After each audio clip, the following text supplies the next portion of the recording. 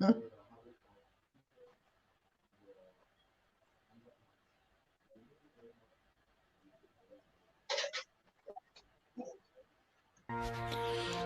are watching the Pan-African Daily TV with Dr. Susan Tata. The Africa we want: unity, consciousness, our culture, our spirituality, our history. One Africa for Africans worldwide. Motherlands calling its diaspora home. Join my voice. Join my team. Join my campaign. Campaign 21 hashtag 1 million subscribers on the Pan-African Daily TV YouTube. Be a volunteer. Apply now. Be the new Africa. So very soon we'll be live. Just a minute. Let's see what the United Kingdoms of Africa has to tell us. After centuries of misguidance caused by slavery, colonization, lack of awareness of our history, and institutional disinformation, a new Africa is on the move, determined and getting organized. Afrika tuko pamoja. Welcome to the United Kingdoms of Great Africa. The United Kingdoms of Great Africa is the credo of the alliance movement of all African intelligences around a common ideal: the unity and development of a strong, conquering, and completely dedogmatized Africa through the channel of a strong organization called the Africa We Want Global. You are an African, Afro-descendant, researcher, historian, scientist, or simply an NGO. You want to be part of this great historical march towards the total freedom of an uninhibited Africa? Visit our website www.africawewantglobal.org. Register and discover the range of our platforms for change. AfricaWeWantGlobal.org. Join the kingdom, be part of it. An initiative of Dr. Susan Tata.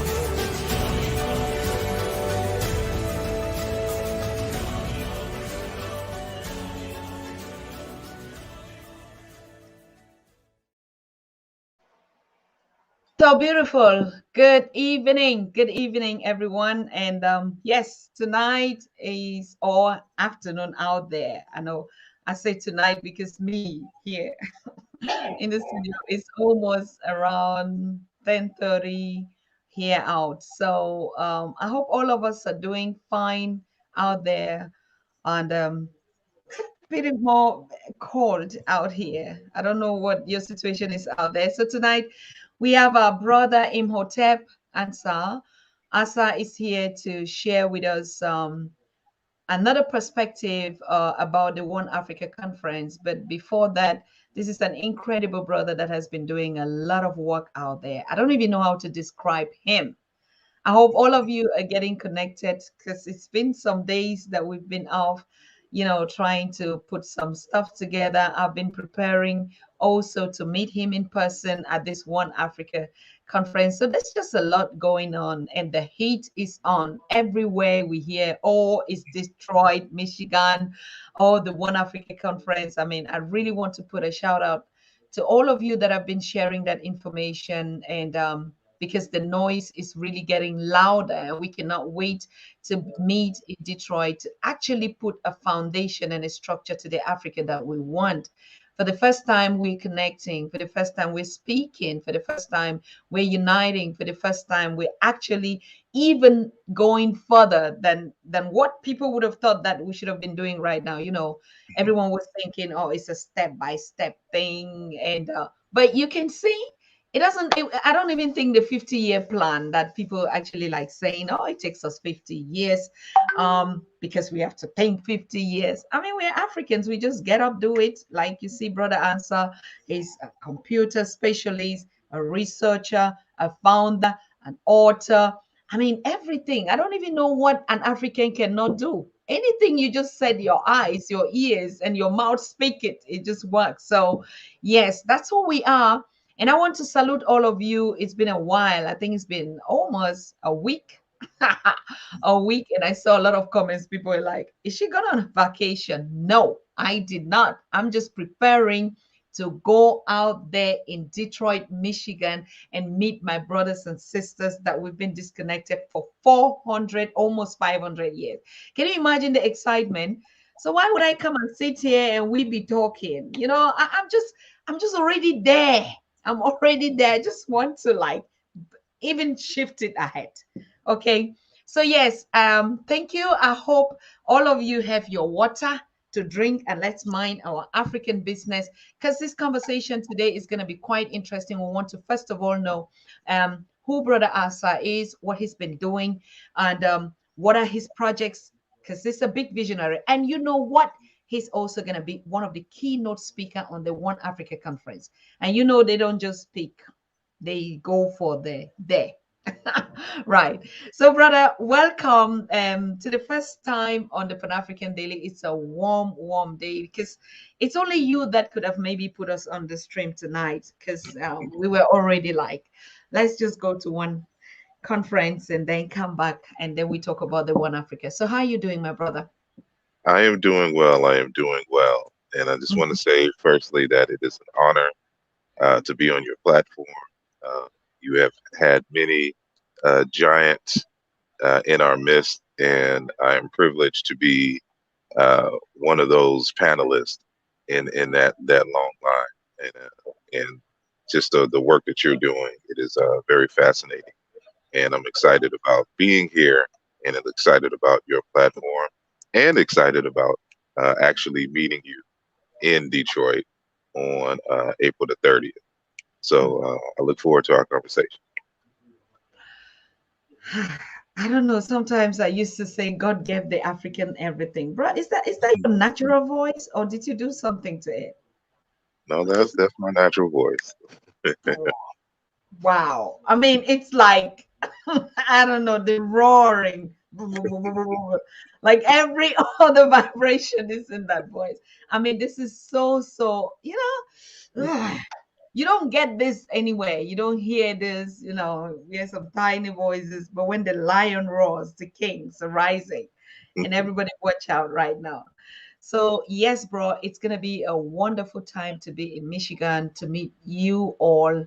And what are you looking at? What is the noise out there? Because maybe it's just because I'm in and my head in, my spirit is in, that I hear everything I see now is just the conference. Do you also have that impression that mm, people are anticipating and waiting for that day? Yes, uh, all I hear is excitement about the idea of the conference itself, what it represents, as well as the people who are coming to share information, but also just meeting just the people themselves, because it's been a while as a result of the pandemic that these types of conferences hasn't been really going on for about 2 years now.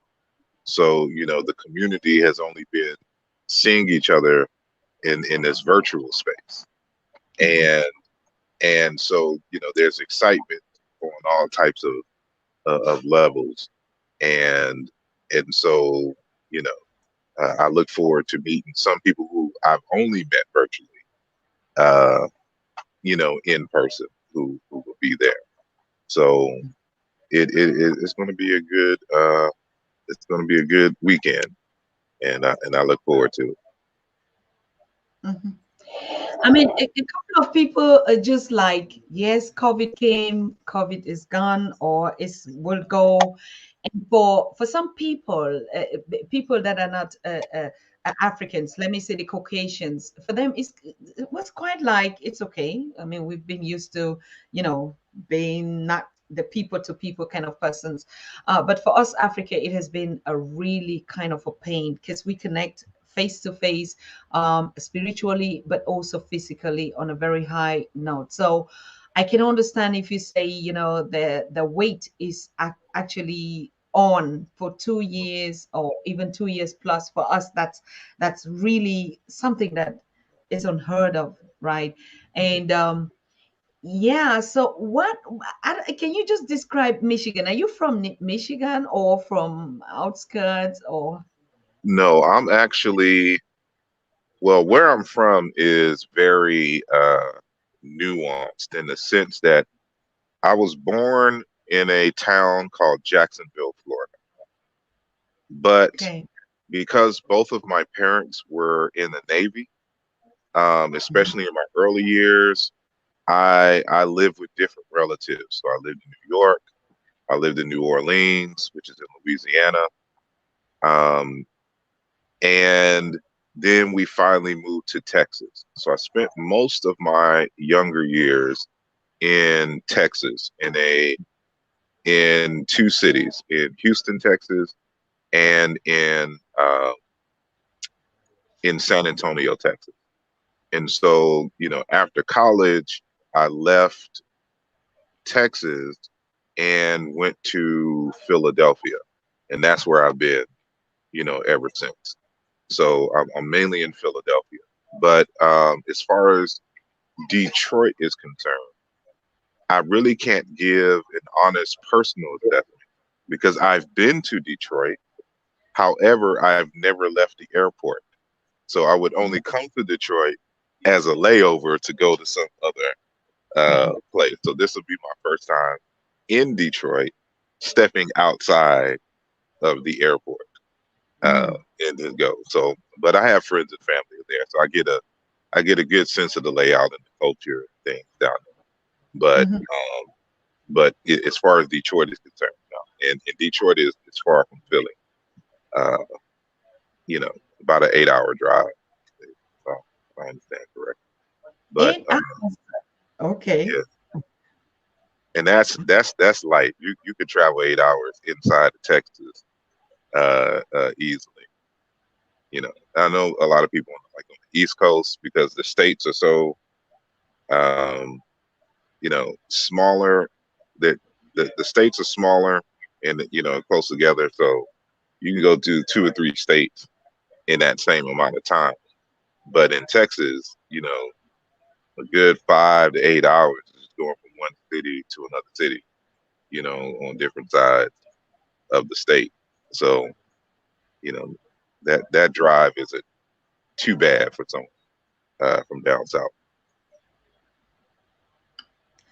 Wonderful. So it's like I'll be leaving Europe and you leaving another city in America, and we'll be arriving at the same time. Indeed. Yeah, That's how it sounds like.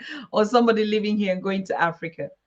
We're gonna be indeed. getting at the same time.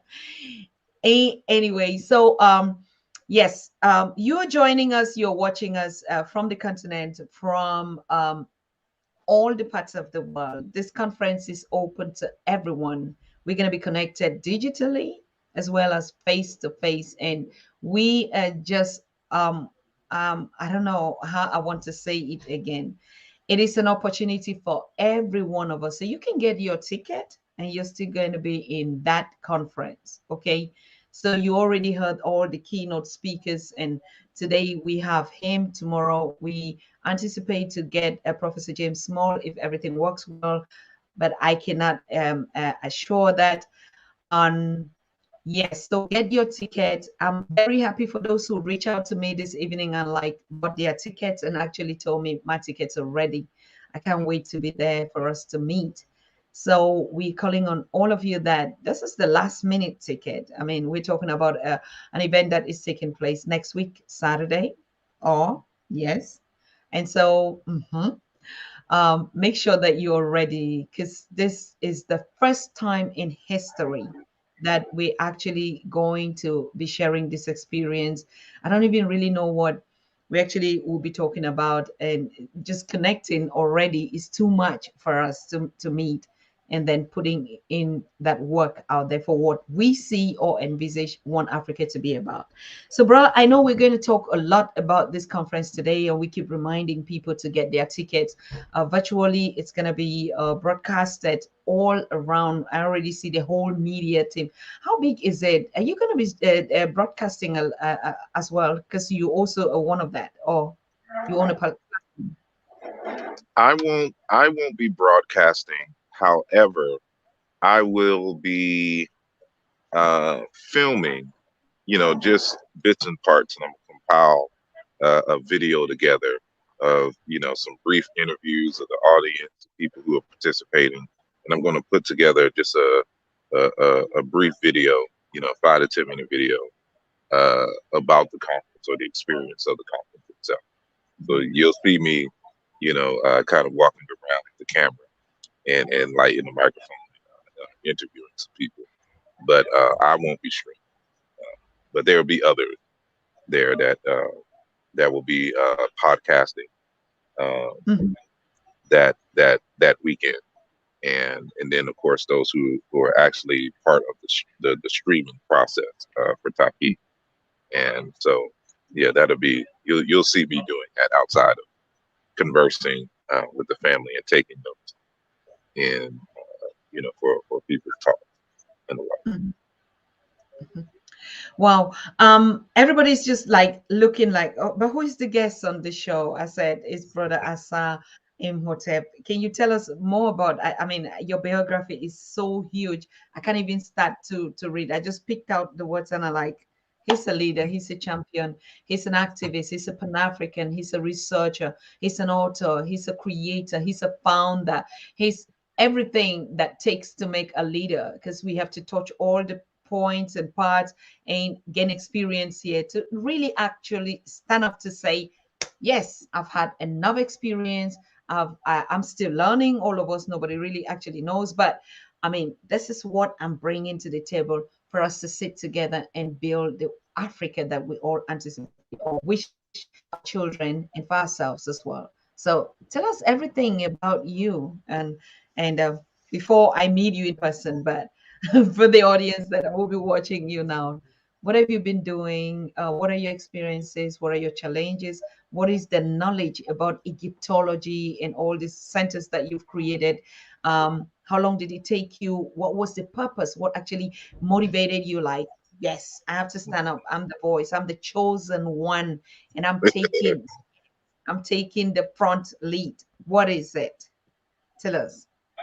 Well, I don't necessarily know about the latter part of the comment, but as I stated earlier, you know, born in Florida, pretty much raised in between Louisiana and Texas, and you know, my adult years on the East Coast in Philly.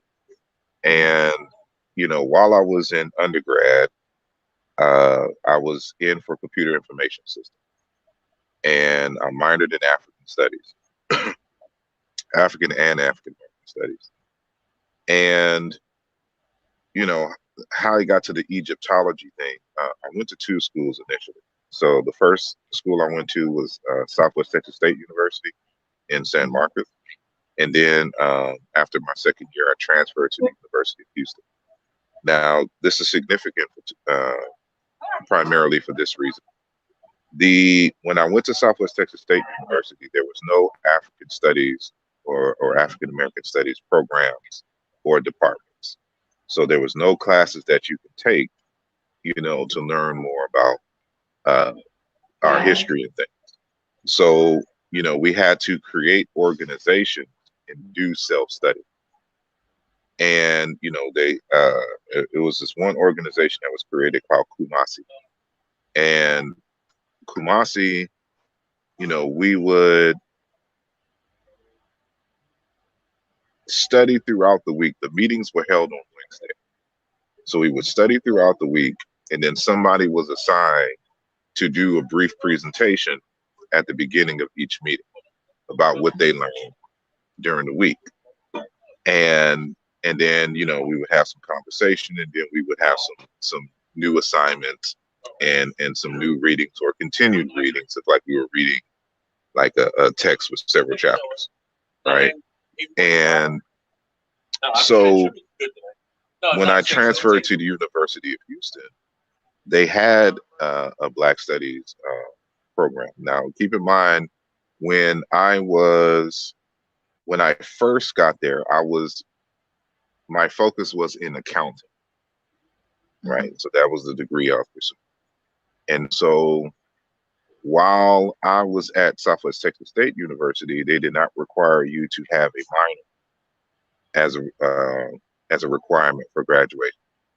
However, when I got to the University of Houston, you were required to get a minor.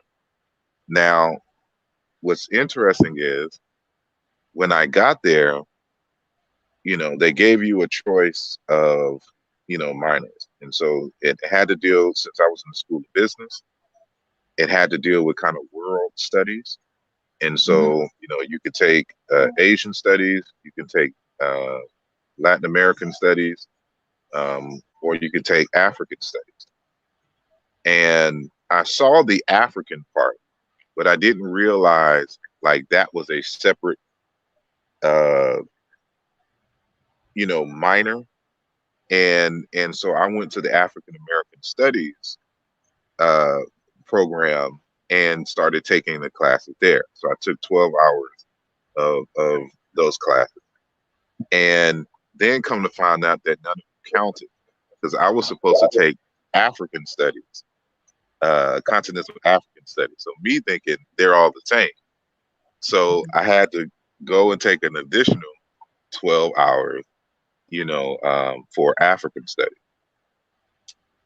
And then I decided at last minute, I want to change my major because all I do is code and deal with computer stuff. So I'm like, I'm not going to be an accountant. I already see this. This is too boring. So I switched, went into computer information systems, and I'm currently continuing in computer science for the master's level. But when I switched over to CIS, it also did not require for you to have a minor. So, ultimately, I mean, it wasn't money wasted, but it extended my stay, at the university. But this is all significant and important for the fact that during that time in one of the African American Studies courses, because I had already been introduced now to Egypt and much of the general history and culture, there was a professor, Dr. Asa Hilliard III, who is a world-renowned child educational psychologist who passed away ironically in Egypt a number of years ago, and African American man. And he came to a school titled, Texas Southern University, right across the street from the University of Houston. And at TSU, he did a conference. He did a presentation on African in the Word, like the importance of speech and the dynamics of speech intertwined with the spirituality and the like. And in that conversation, he introduced me, well, I guess to the audience in general, a text by Dr. Kimbwadinde Kiabunseki Fukiao out of the Congo. And the title of the text was African Cosmology of the Bantu Congo. And when I was looking at his presentation, like a lot of that stuff just resonated with me. And I went in online to order the book. And so once I received the book, I started looking throughout the text and reading it. And it's one of my favorite books to this day. And I started noticing some cultural correspondences with ancient Egypt. And note that this was not the focus of his book. He's only talking about his culture, his language, and the cosmology of the Bakongo people in the Democratic Republic of Congo. So to make these connections, to see these connections, I was like, there's something here, there's something more. And throughout the years subsequent, I started gaining skills, learning about how to do historical comparative linguistics, how to, reading materials on African spirituality, culture, language, psychology. And as a result, I I was able to now more formally and systematically make these connections between ancient Egypt and so-called Bantu language speakers. And, Bantu languages are a linguistic group that expands from uh, Cameroon all the way to Somalia, Great Lakes region, all the way to South Africa. So when I started making these connections in terms of the rituals, in terms of um, the overall psychology, the rites of passage, clothing, the spirituality and language, it it the evidence inferred that the ancient Egyptians and the Bantu speakers have a common ancestral origin. And that's the Mm-hmm. only logical explanation given the amount of evidence that we've been able to accumulate over the years. So many people may know me primarily from those discourses and writings regarding these relationships between um, ancient Egypt, West Africa, Central Africa, Southern Africa, it amongst a group of people that they try to argue have no relation to the group. Now, every group is significant and unique amongst themselves, but given the colonial history, there have been some other ideas that were introduced into Africa.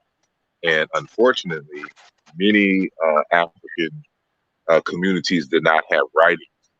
So how are you able to tell uh, in a very scientific way, what elements are homegrown and then what elements were introduced from the outside?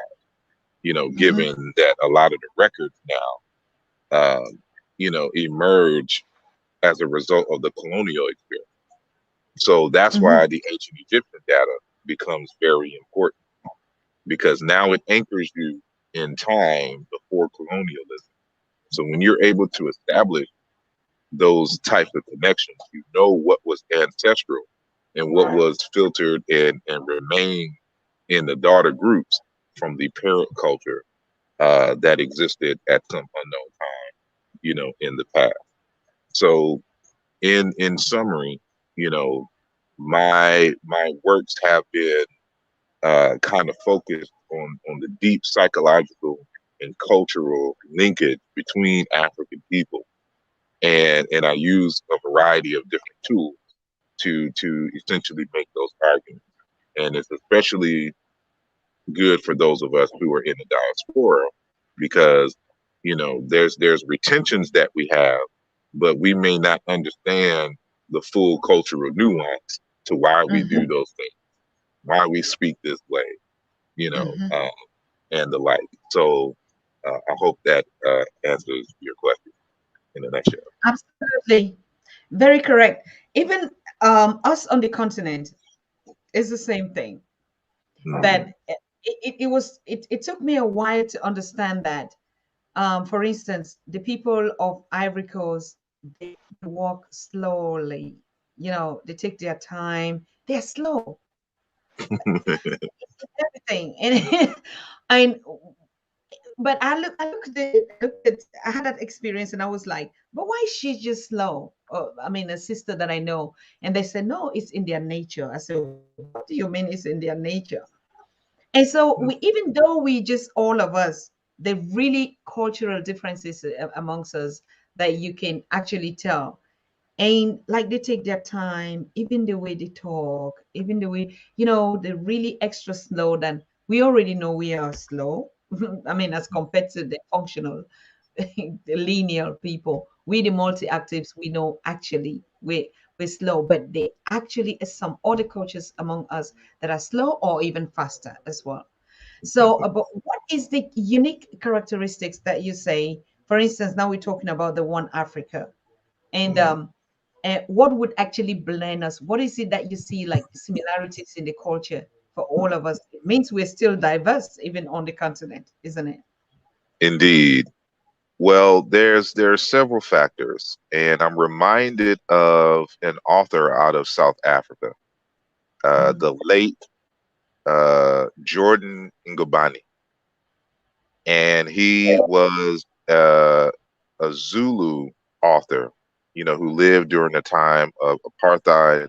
In 1979, he wrote a book titled "The Conflict of Minds," Mm-hmm. and he's essentially talking about the cultural differences and the psychological differences between the European and the South African, and how this was the source of the conflicts.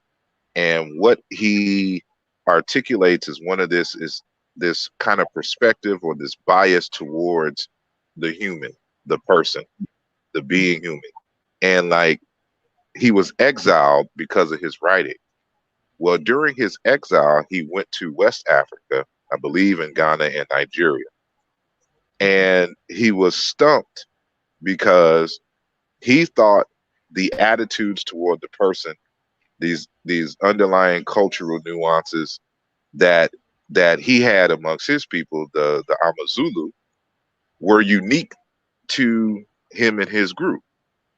But once he went into West Africa for the first time, he saw the same symmetry. There's expressive differences, Mm-hmm. but the underlying spirit, is the same in terms of their approach to music, their approach to ancestor veneration, the Mm-hmm. mass cult, the way of dress, the Mm-hmm. use of proverbs, for example, as teaching modality, the earthiness of the artwork, their perspective in the value of environment, um, so to speak. And even, of course, because these are related languages, if you were to study them deeply, you will find that y'all speak the same words. They just sound different as a result of, migrations from, of course, evolution through time and migrations and dialects forming, over Mm-hmm. time and to the point where they become different languages.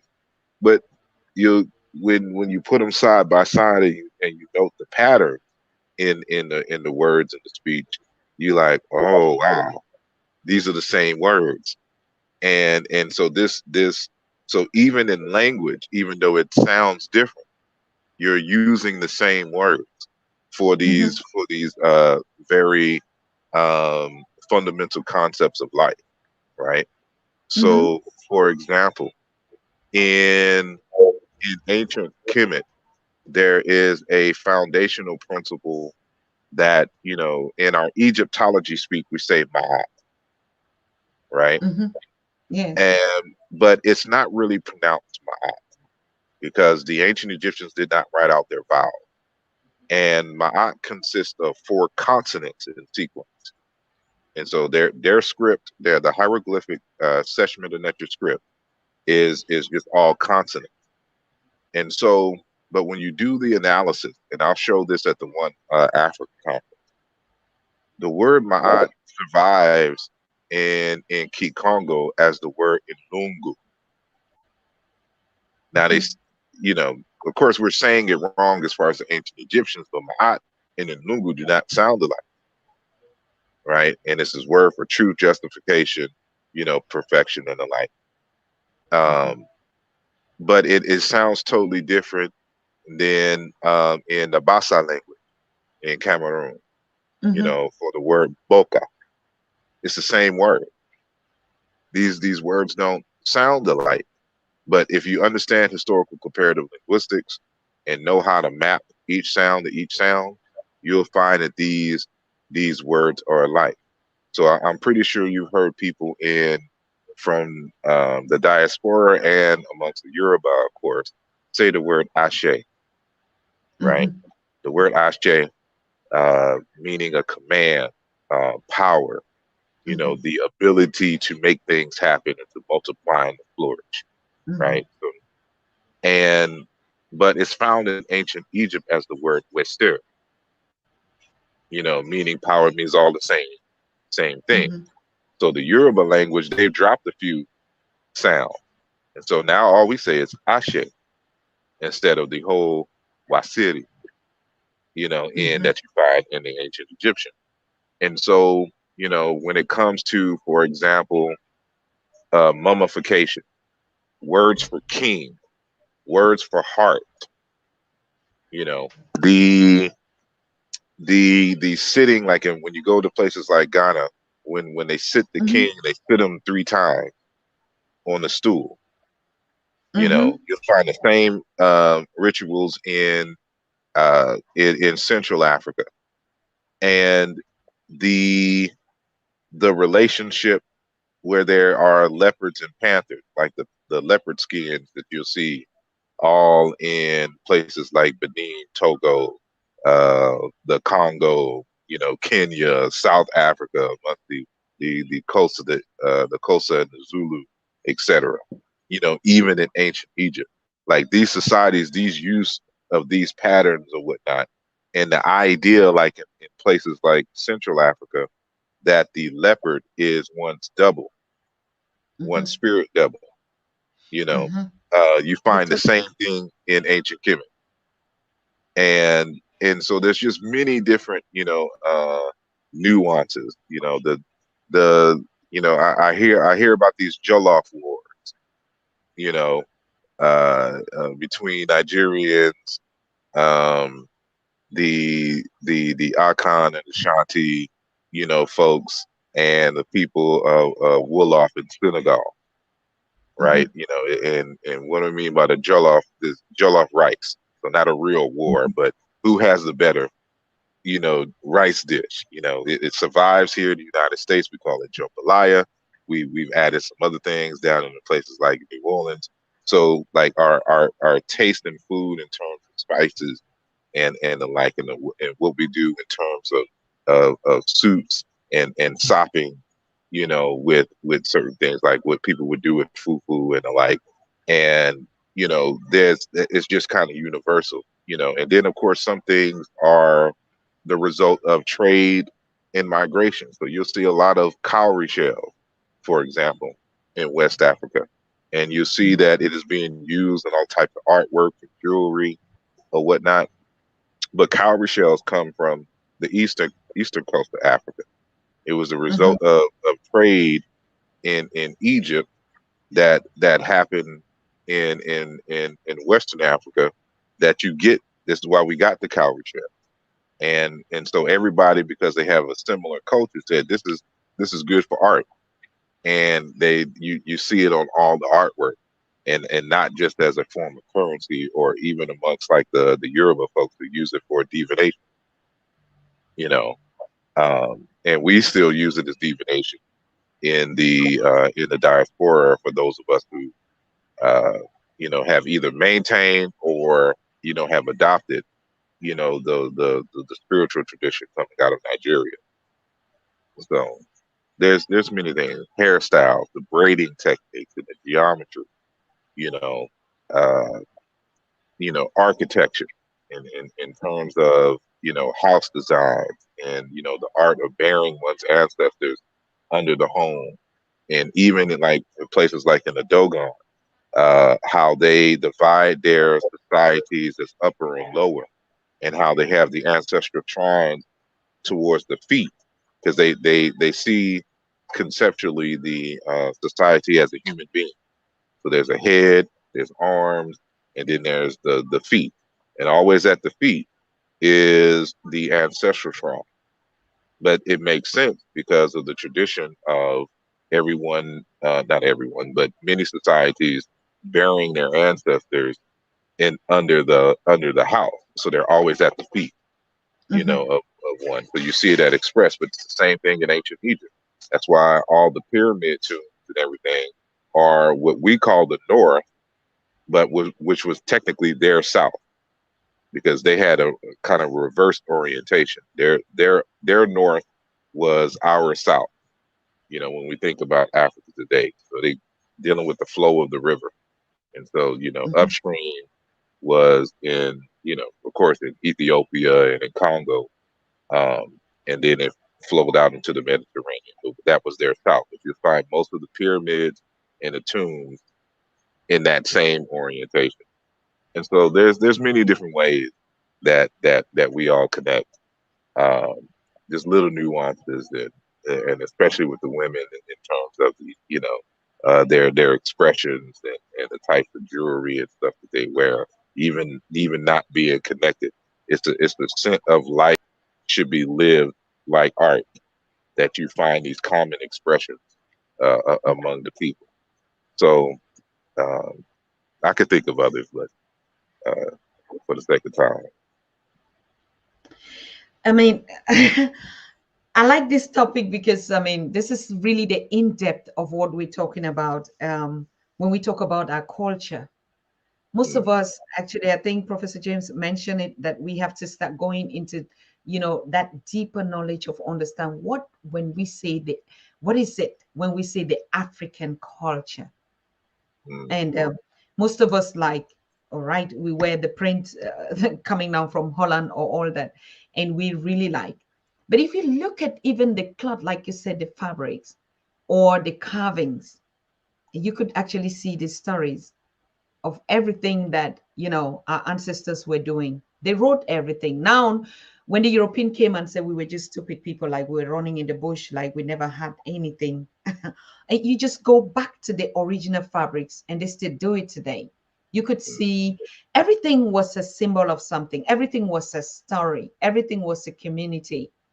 If you look at the carvings, the way the round, the circular ones, even like the ones that the fonts will sit on, it's just because we are actually that bubble of a people. We never had been that functional people or that lineal people, as a matter of fact.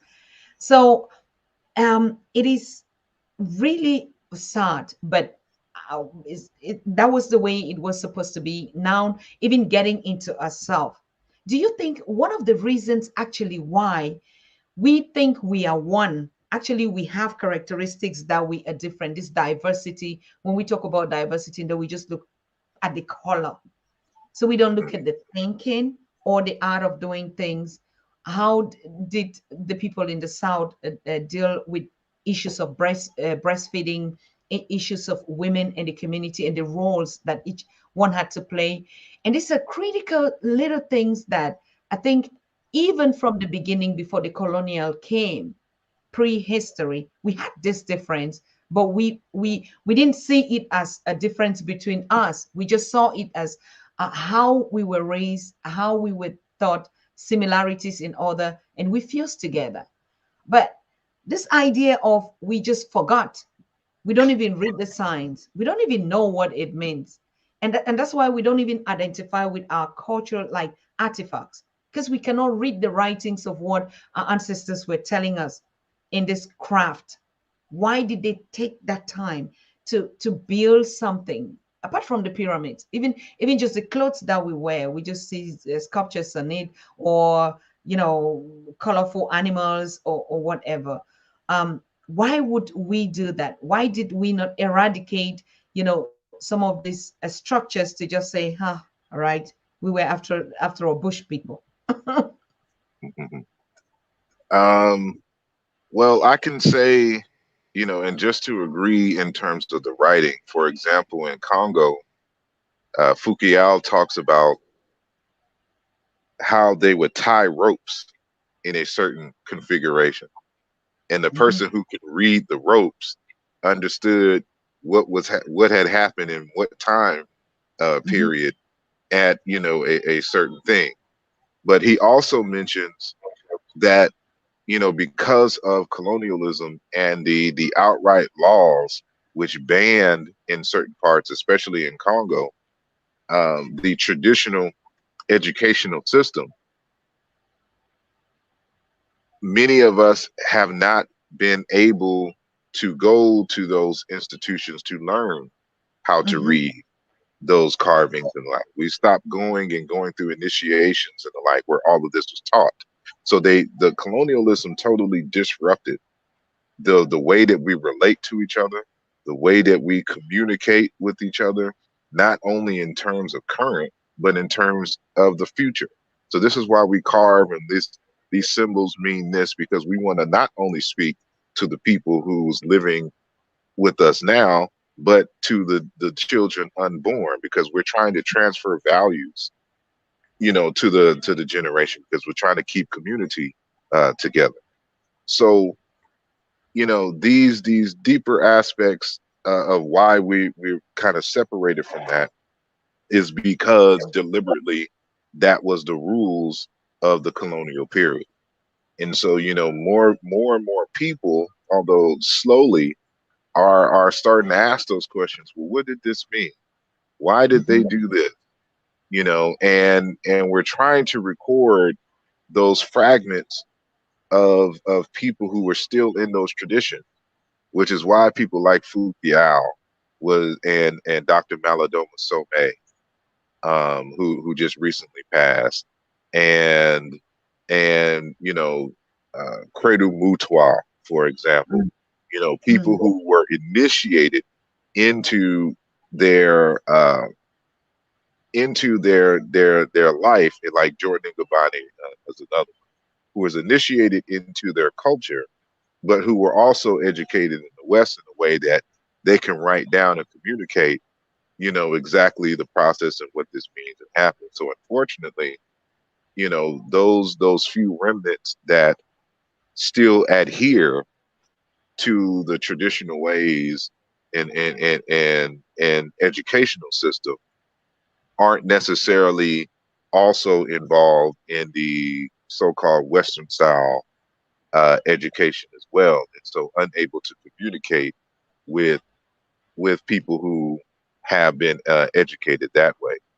And so, yeah, it's kind of a difficult thing, but you can't hide. Light has to be expressed, light has to be shown. And so, this is one of the reasons why the conference is very important, so that we can look at these fragments of culture, of deep culture. And what we mean by culture is those things that a population of people do to solve their problem. And so when we're talking about the culture, you have to ask the question, well, what was the problem? And how did this community solve its problem? And the processes, the ideas, and the values that they use to solve those problems is what becomes the inner logic of the people itself. So that's how we got to kind of understand it. So when I'm looking at, okay, how did the Basa solve their problem in terms of, for example, a relationship? What is my role as a man in the community? What is, her role as a woman? What is the role of elders? What are the expectations of one of each other in this community? That's where when you start asking these questions, that's where the communication, that's where those signs and symbols become meaningful. So, for example, that word ma'at that I mentioned earlier, when I trace the origin of it through a very systematic process, I come to discover that the cultural aspect of what we call it ma'at literally goes back to a word meaning to extend your hand and to share food. And from this idea of sharing food, see, this is something that you find common, is that the central role of hospitality between neighbors and strangers or whatnot, that is the foundation of the culture, to being able to share and to make sure that there is balance and energy for everyone, that everyone is fed or whatnot, because you can't serve your purpose in life if you're hungry, if you're thirsty. And so before any kind of business can be established, are you fed?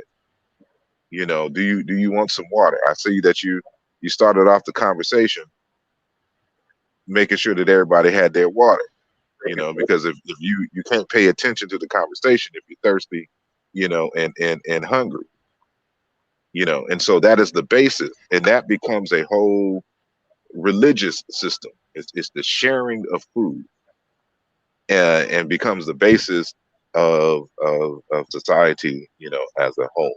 And so when you start seeing these same patterns all over the continent with people who share the same variation of the same ancestral language, who are doing the same types of rituals, had the same type of approach to education and initiation in the thing, you know what you thought was really separate, you find that there's a commonality to work. And that's what Shekhar the Joke recognized, and why he was Mhm. so vehement on the the unification of Africa, not only as a political state, the United States of Africa, that was one of his focuses, but also understanding and getting people on the ground to understand that you're really not that much different over here in Senegal to those brothers and sisters who are in Sudan, and you're not much different than those brothers and sisters who are in Namibia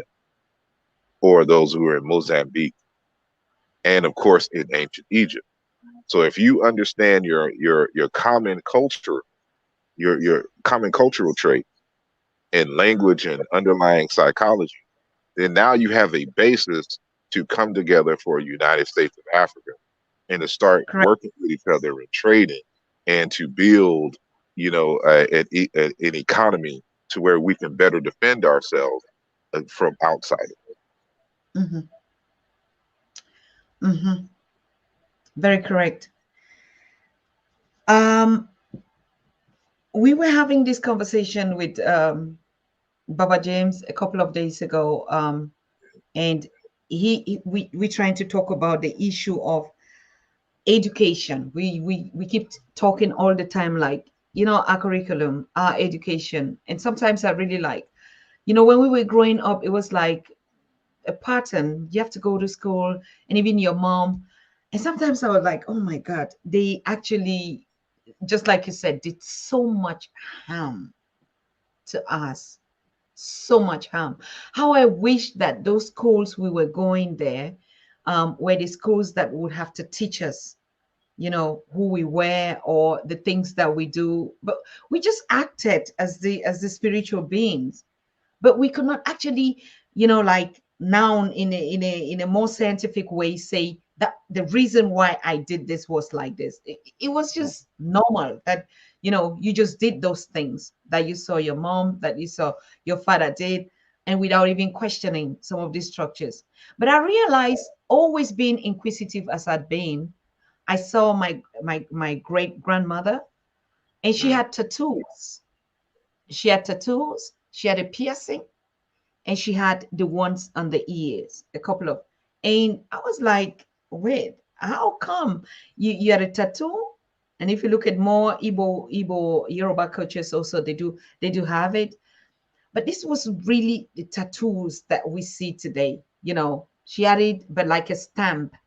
And then the mouth, she had the piercing, and she had the ears. They could wear like 10 earrings. And then I was like, that's great grandma, not even my grandmother. And like a baby, I was like, you just saw those things a little old, but you could see those signs. Then I also saw them also in my grandmother, that she had those tattoos. And I started questioning, like, when we came out here, then we see tattoos, and everything was just like, oh, these people, they do tattoos. But our great grand, they did that. It was a culture of celebration, of, even when I questioned, the marks that they put had totally different meanings and signs. And my grandmom, like, that was a sign of communication. Like, if you saw a girl that was a virgin, you could see from her own mark or from her earrings the type of things that they do. But today, when we start talking about this culture, or talk about this incidents, it's like it's something that we learn today. mm, Piercing, tattoo, as if but they did it. Even filing of their teeth, they did all that. If you look at the Himbar people in Sudan, the big earrings that they put to pull their mouths and stuff like that, everything had a meaning and a reason why they would do it, whether it's for lifestyle or it's for communication, or it's to, like a common identity among the clans, among themselves. And that's quite interesting.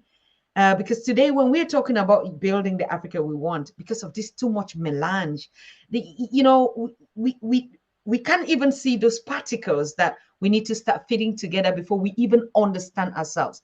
Now we just come most of the time like, oh, we need to know who we are.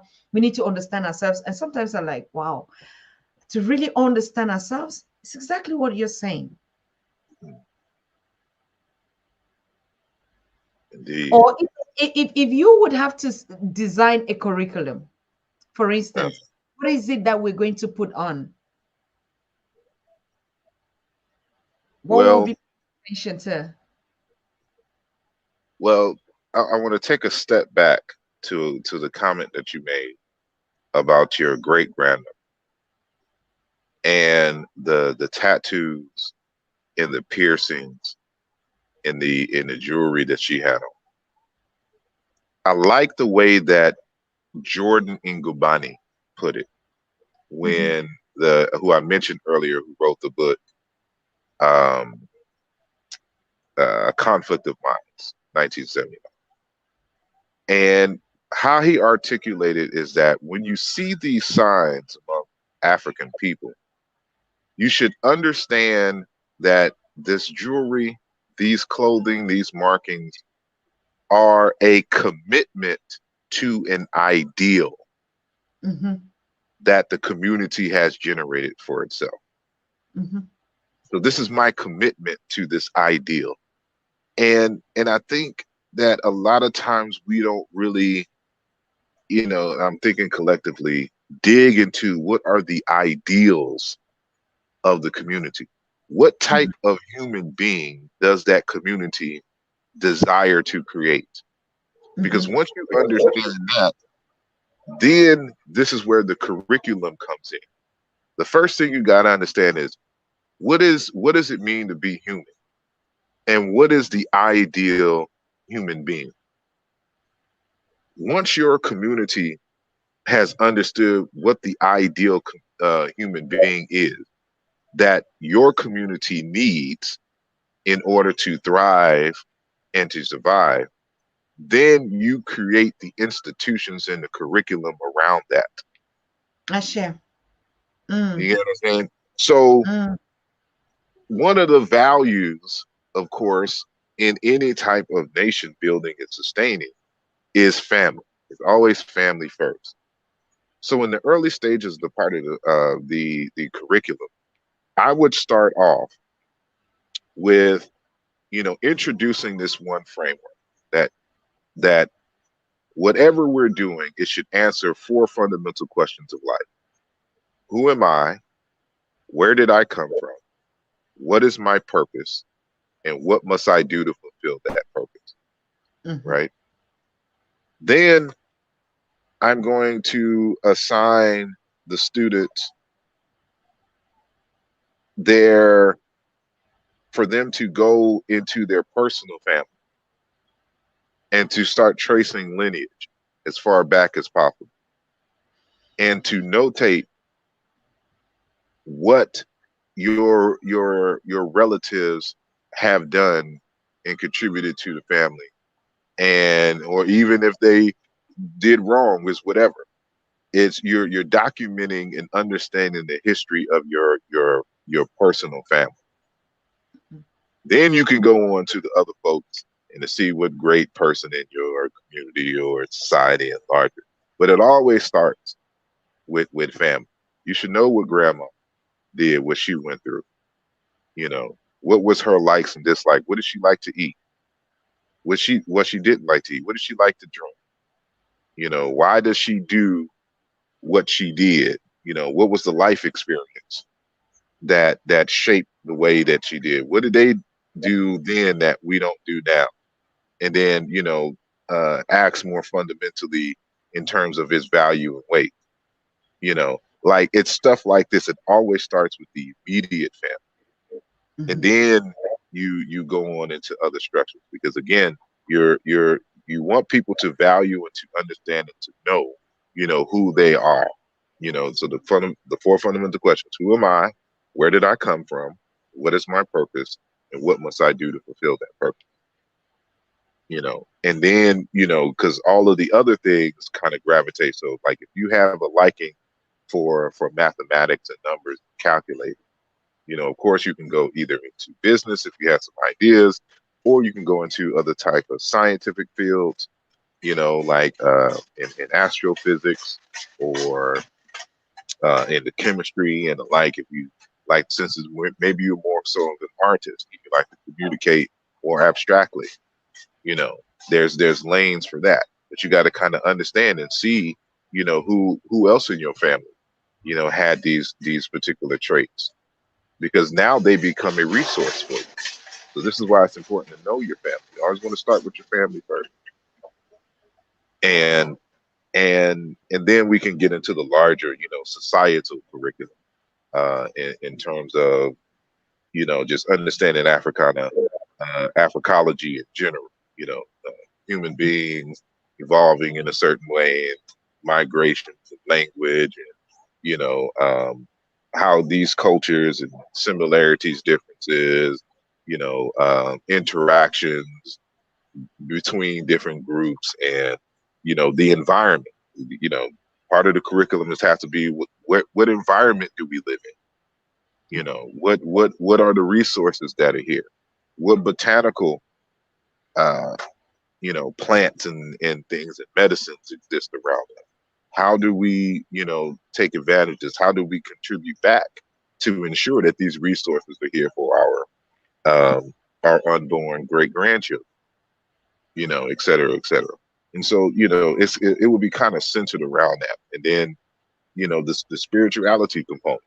What do we mean? What do we understand as a god or god or powers in nature? What does our culture say about this? When it comes to ethics, what does our culture say about, ethics? What is ethical to us? And so it would kind of be centered, around those things, because once you get them interested in that, in terms of the physical environment, in terms of cosmos, and deity, and in terms of family, then you have the basis, for to expand, because now you're giving them a curriculum, um, with an understanding that you're learning all of these different things, so that you can contribute to the forward flow, the forward movement of the culture, of the society at large. And so, you're going through this understanding, you're discovering what your purpose is, and how to utilize those gifts that you came here with, to impact for the better, human life. And, so that's just kind of off the top, but that's where I was. It's very okay. We're just coming out from this season. I think most of them are still in it. This period, where Christians talk about, or the Easter. And we saw a very, I don't know how to describe it, a kind of a very strange video coming from the continent, from a community of women. I think everybody, all of you that are watching me, you definitely have seen it, because we actually shared that a lot. Community of women that actually were weeping on, yeah, it's not a body, on the sculpture of a white Jesus. And they had to mourn for 3 days, wearing black sackcloth, is to say, I mean, really crying, you know.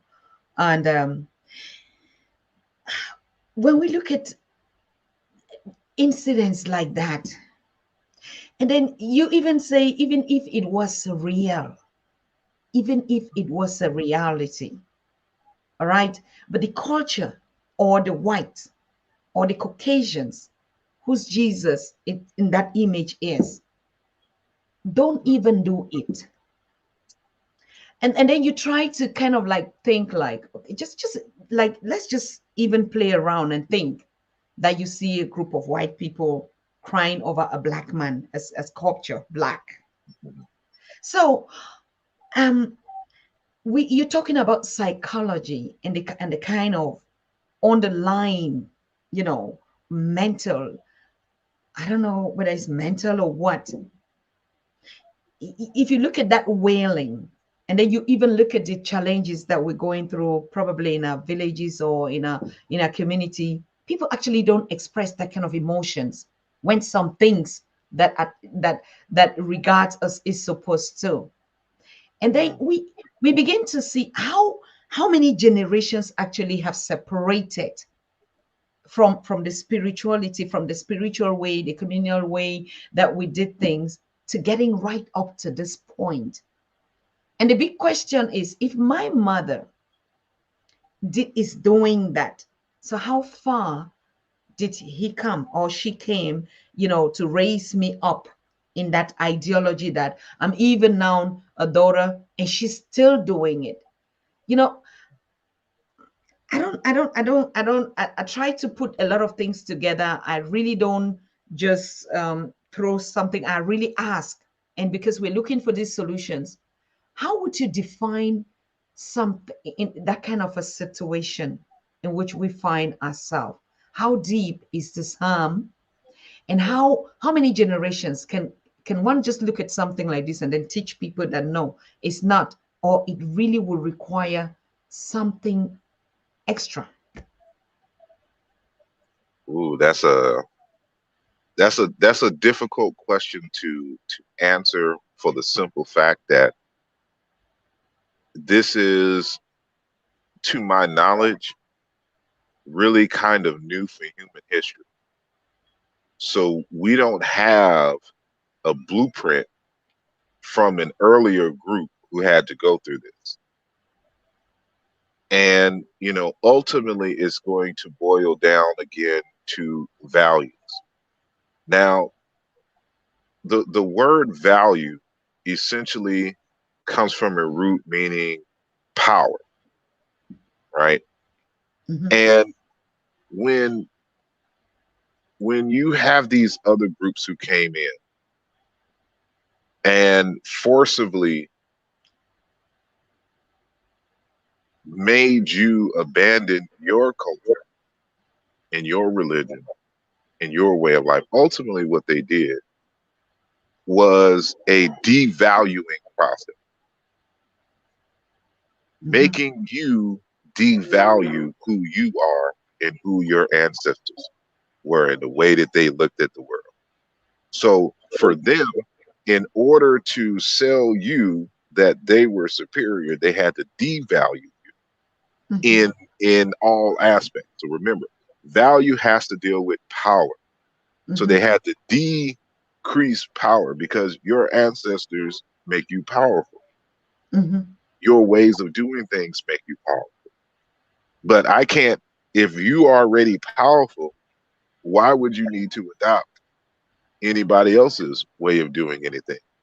Mhm. So the marketing has to make it seem like, well, you're not, anybody unless you have what we have, because this is where the real power is. And so I have to devalue what it is that you have. I can't make you know, um, I can't sell you a BMW, if you already have an equivalent or a better car in your eyes. Mm. There's no reason for me to give up my car, especially for something that is of equal or greater value. It has the same features. But, this is exactly what they've done. And so, when you see white Jesus, who would more than likely look like an Arab, given the region, like a brownerish Arab type person, knowing the Palestinians and the like. It is that is a sign of the depths of the psychological slavery. So what it's going to take is, programs like this. It's a slow process, because once you've educated a person, in their early years growing up, it's going to be very difficult for you to change their mindset and values, because all of that is established really before the age of 13. Mm. And so, what you have been introduced to during those formative learning years, is essentially the essential character of who you're going to be, you know, going in and to the rest of your life, unless something drastic and major, you know, happens that forces you to do a complete 180.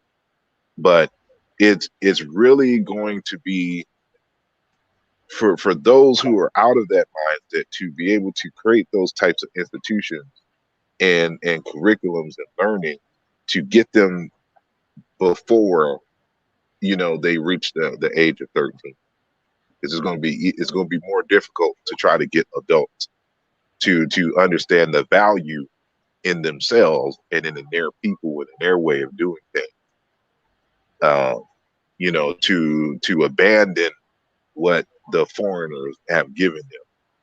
You know, to re-adopt the ways and beings of their ancestors.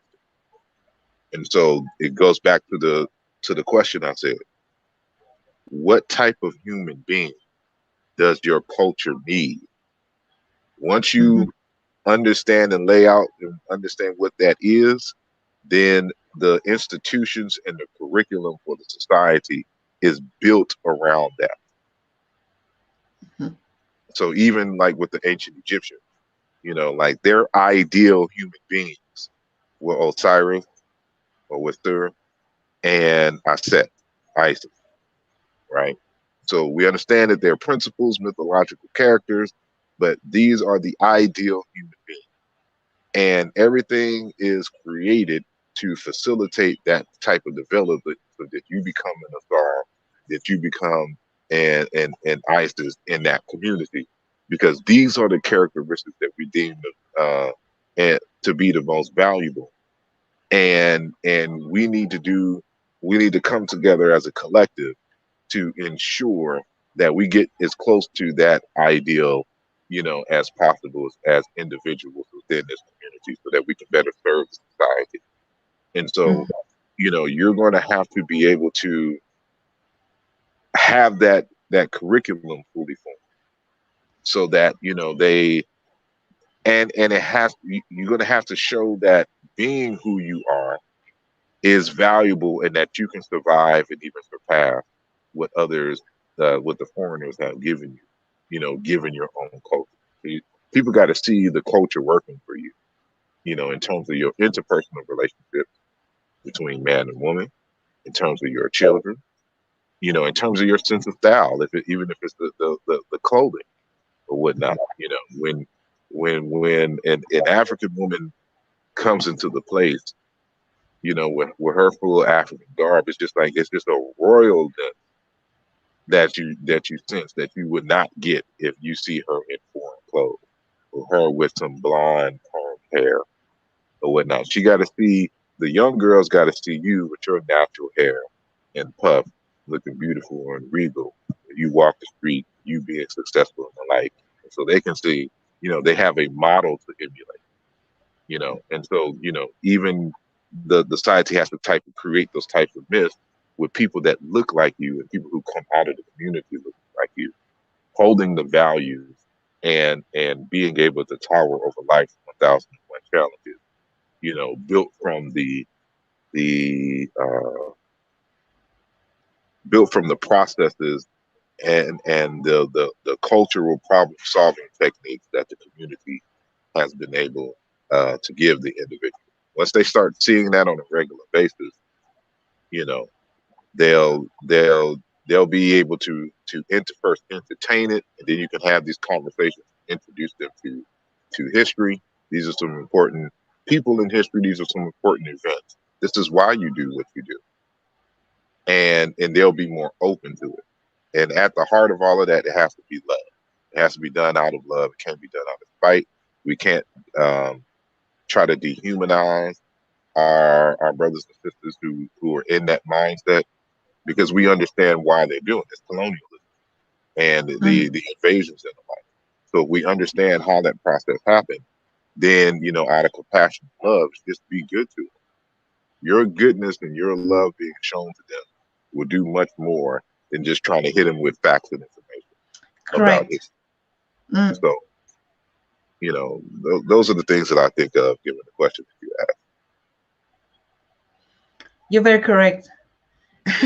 Very correct. Those of you who came late and probably you're questioning and asking what's going on here. We're talking about the One Africa Conference and thoughts or critical things that would be discussed at this conference. And so you see, our brother Asar Imhotep is one of the keynote speaker or one of the family of this One Africa Conference. So you can already feel, from his background, from his research work, from his topic, from his focus, his contribution to what actually we're talking about, like trying to look at what are the topics we're going to be putting there. I think it's when people hear conference, because of the word itself, conference is like a group of people. Yes, they're knowledgeable in and have experience in certain things, and they share from their perspective, to either educate the others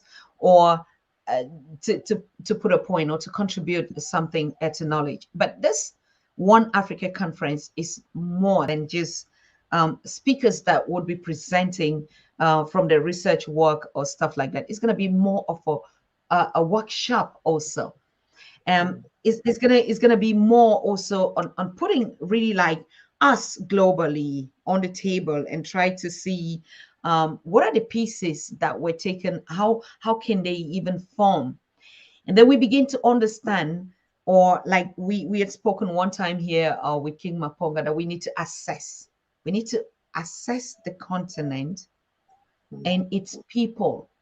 Like, if you look at the groupings that we already have formed, you can begin to see, apart from the cultural differences, I mean, the indigenous cultural differences, us also, we've also metamorphosed into different, people, depending on our environment, depending on the places where we come from. So I think it's really going to be a huge challenge at that conference, trying to assess all this and then trying to, it's not going to be a solution on spot, but already the fact that we have to assess and imagine how we the oh my goodness, people, cultures, land, resources, minerals, all the possessions that we have, everything that we rounding up to say this is a rich country and all of us come from there, but then something happened, which we all know.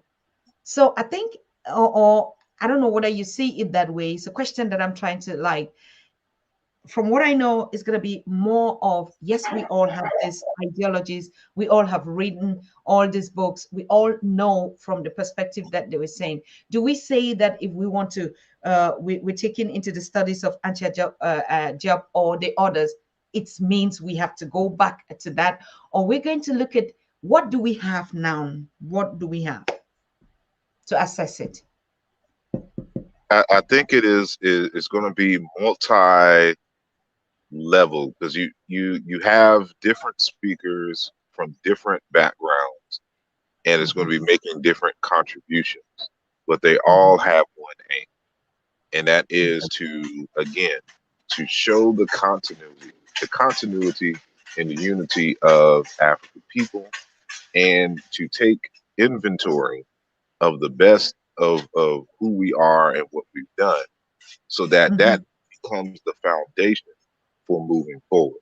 And so Mm, I I'm not in company with individuals who believe that you necessarily have to go back to the old ways, but that you learn what they were and the value of them. And if they are truly valuable and can stand the test of time, to redesign them in a new way that is fresh and serves the people currently. And from that, you can build, your economy and things. Because people don't understand that the economy is not built simply from products that are made, or agricultural goods that are grown, and minerals being sold. That's not the basis of an economy. The basis of an economy is interpersonal relationships between people. I share. Because, you know, first and foremost, this will go back to part of the discussion we had at the beginning, that you have to see your people as problem solvers. And that you have to, so you have to see, first and foremost, you have to see your people as problem solvers. That's why we study the culture, because the culture is the way that people solve problems. So understand what the problems were that exist and how that community solves its problems through what we call culture. So, you know, how do people solve the problems? And look, first of all, see your people as valuable and that they have the capacity to solve problems. Sure. Two, the establishment of trust between your people. Because if I have to trust that you are a person of your word, right? And that you have the requisite skills to help me solve my problem.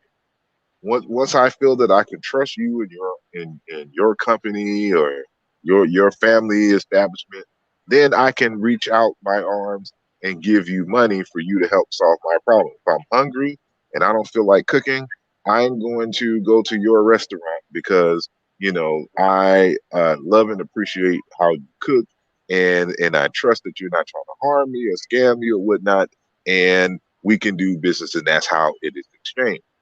And, you know, or to build my home, or to fix my car, or to, you know, kind of help me look at investment and the like, right? So it starts with interpersonal relationships. And this is what we're trying to establish here, why the in-person meetings are very important, because you're establishing relationships. The topics and the, you know, quasi celebrity of the guests, I mean of the speakers, are just a means to bring people together, to network. So now that I'm at the conference, oh, where are you from? Oh, where are you from? Oh, well, what do you do? Oh, you do that? I know somebody that needs that over here. Can I have your card information? Oh, you have a show? Where is it on? What times did you come on? What channel is it on? You know, where can I go watch it? You know, it's these interactions, it's these meetings that get people to talking to one another and wanting to find out what they do and how they serve the community. And maybe, you know, you provide a service or something that I will either need now or need in the future, and I have your information, you know. And so this is, you know, like the other part of the conference that is not generally talked about, because we, of course, we talk about the individual speakers and information, but that's part of the reason why we come together in the first place. And so it is very dynamic in terms of the purposes, you know, of the conference, and you know, that the interpersonal relationships, the establishment of that, showing you how you all have this in common. Now you can begin to look at, you know, if you're in Nigeria, looking at some people in Mali and in Senegambia as extended family, looking at people in Southern Africa and Namibia and Zania, South Africa, Mozambique, and Zimbabwe as family. And now, you know, we have this. Now we can establish expectations, continental and diasporic expectations for one another, and start building a skills database. And having conferences, or just having, not necessarily conferences, but festivals and the like. Oh, there's a festival in Senegal, I want to go. There's a festival in Jamaica, let's go. There's a festival in Brazil, let's go. Just celebrating. In Germany, there's the one in Germany in August, and all of us are meeting in Germany. So we've always say going on. Yes, festivals. That was our routine. That's how they gathered to celebrate in one ever whatever way. So exactly like you were saying, brother Asa, today everything is just like when we talk about economy, it's just like okay, we go to those festivals too. But the festivals that we grew up seeing was that relationship, Mm, family that is coming together, eat together, dance together, and then tell stories, laugh, and it was just there, the dancing circles. Festivals is not just like what we come now. We also have taken all the narratives and just put it in, and it's all about market. It's all about this. But the festivals, when we say festival, we didn't even have any stage. And even in Tübingen, Germany, this year, we're not going to have those big clunker things because we never saw it. We danced around in the circle on the field, on the grass. So even when a child would fall, or I mean, it was just, and that's why we could do some of those games that we did. mm. And it's not just a festival, you just go and people just stand and that's not us. I mean, this year in Germany, hey, 4th to the 7th of August, all of us are meeting, all these movements, or all anyone that, and we're gonna go the village festival way, the way we grew, the way we see our mothers and our fathers celebrate. I mean, it was all just I also made that mistake doing these festivals for more than 15 years. And I also, because brainwashed into it, oh no, you have to get a standard that is this. And anyway, always you go to a festival, you come back, it's like you didn't go. Like you went to a church, you didn't hear anything. We go to Man, festivals, you're coming back, you're removing your shoes and holding them on the hand because there's just no way that you come back normal. Right. So indeed. Yeah, that's the I mentioned earlier that one of those unique common, you may not people hear people articulate it, but this is my observation, just kind of studying Africa broadly, is that Africans live life as it is an art. sure. And we put on these events in order to celebrate life's beauties. And that's where like a lot of these festivals, that's the spirit from which it emerges. It's just time to celebrate life and each other and family and blessings. And this is people, many people may not necessarily see it as a spiritual thing, but it is. This is one of the ways that we express spirituality is in celebration and in dance and in music. And we have kind of technologies now that can amplify it. So you can get some good Afrobeat and some good house music, and of course on alongside with the drums and the like, you have a full experience, and just people just come home drained, but not drained. Like not like their spirits were drained. The body is Yes. just it feels it afterwards, but in the moment, you have been possessed by the experience and the music, and just all part of the culture of celebrating life's beauty. And and and so that's what I would hope that many people come to understand about themselves and their culture, and how essential it is to keep that alive, because more and more of the world is becoming like robotic, and trying to distance themselves from human, and it is that human experience that Mm, we need, that is the motivation behind the invention mm. and the That's it. technologies and stuff that we celebrate. It's just, how can we do this to express and celebrate life's beauties? Mm. That's where the invention things come from. So my 2 cents. I'm just smiling the way you put it, and that's one concrete thing that we shouldn't leave from here without taking along with us. The robotic nature in which we are unconsciously getting into. We're not even paying attention. We don't even realize it, that we're really not being human anymore. Apart from what we eat, apart from what we take into us, even adopting that robotic lifestyle becomes even more of a swag, you know, like it has to be like that. No. And I think exactly what you said, we have to do a lot of these festivities, particularly now that the world is open again and we are still lucky to be here. For whatever reason, our purpose is not fulfilled yet, that our ancestors will be calling us. We still have the time to bring back that past, to catch back those years, or, you know, connect, merge with one another, just do those things. We want to introduce back the rope jumping. Most of us can't even jump again.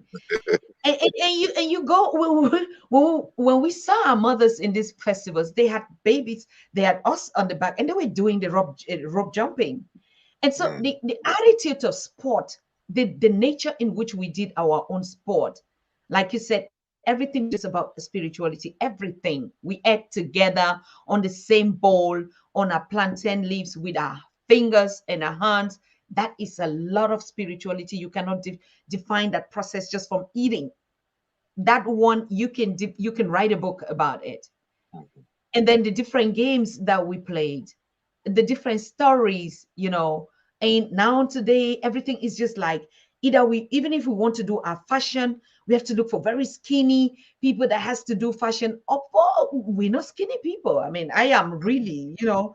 And so, but in a village, if they had to show that, you see the I mean, it was just about who you that person is. And I think we have to be conscious of that. While we're talking about coming together, uniting, we should also begin to be conscious that, look at you again. Is this really me? Is, you know, assess your own self.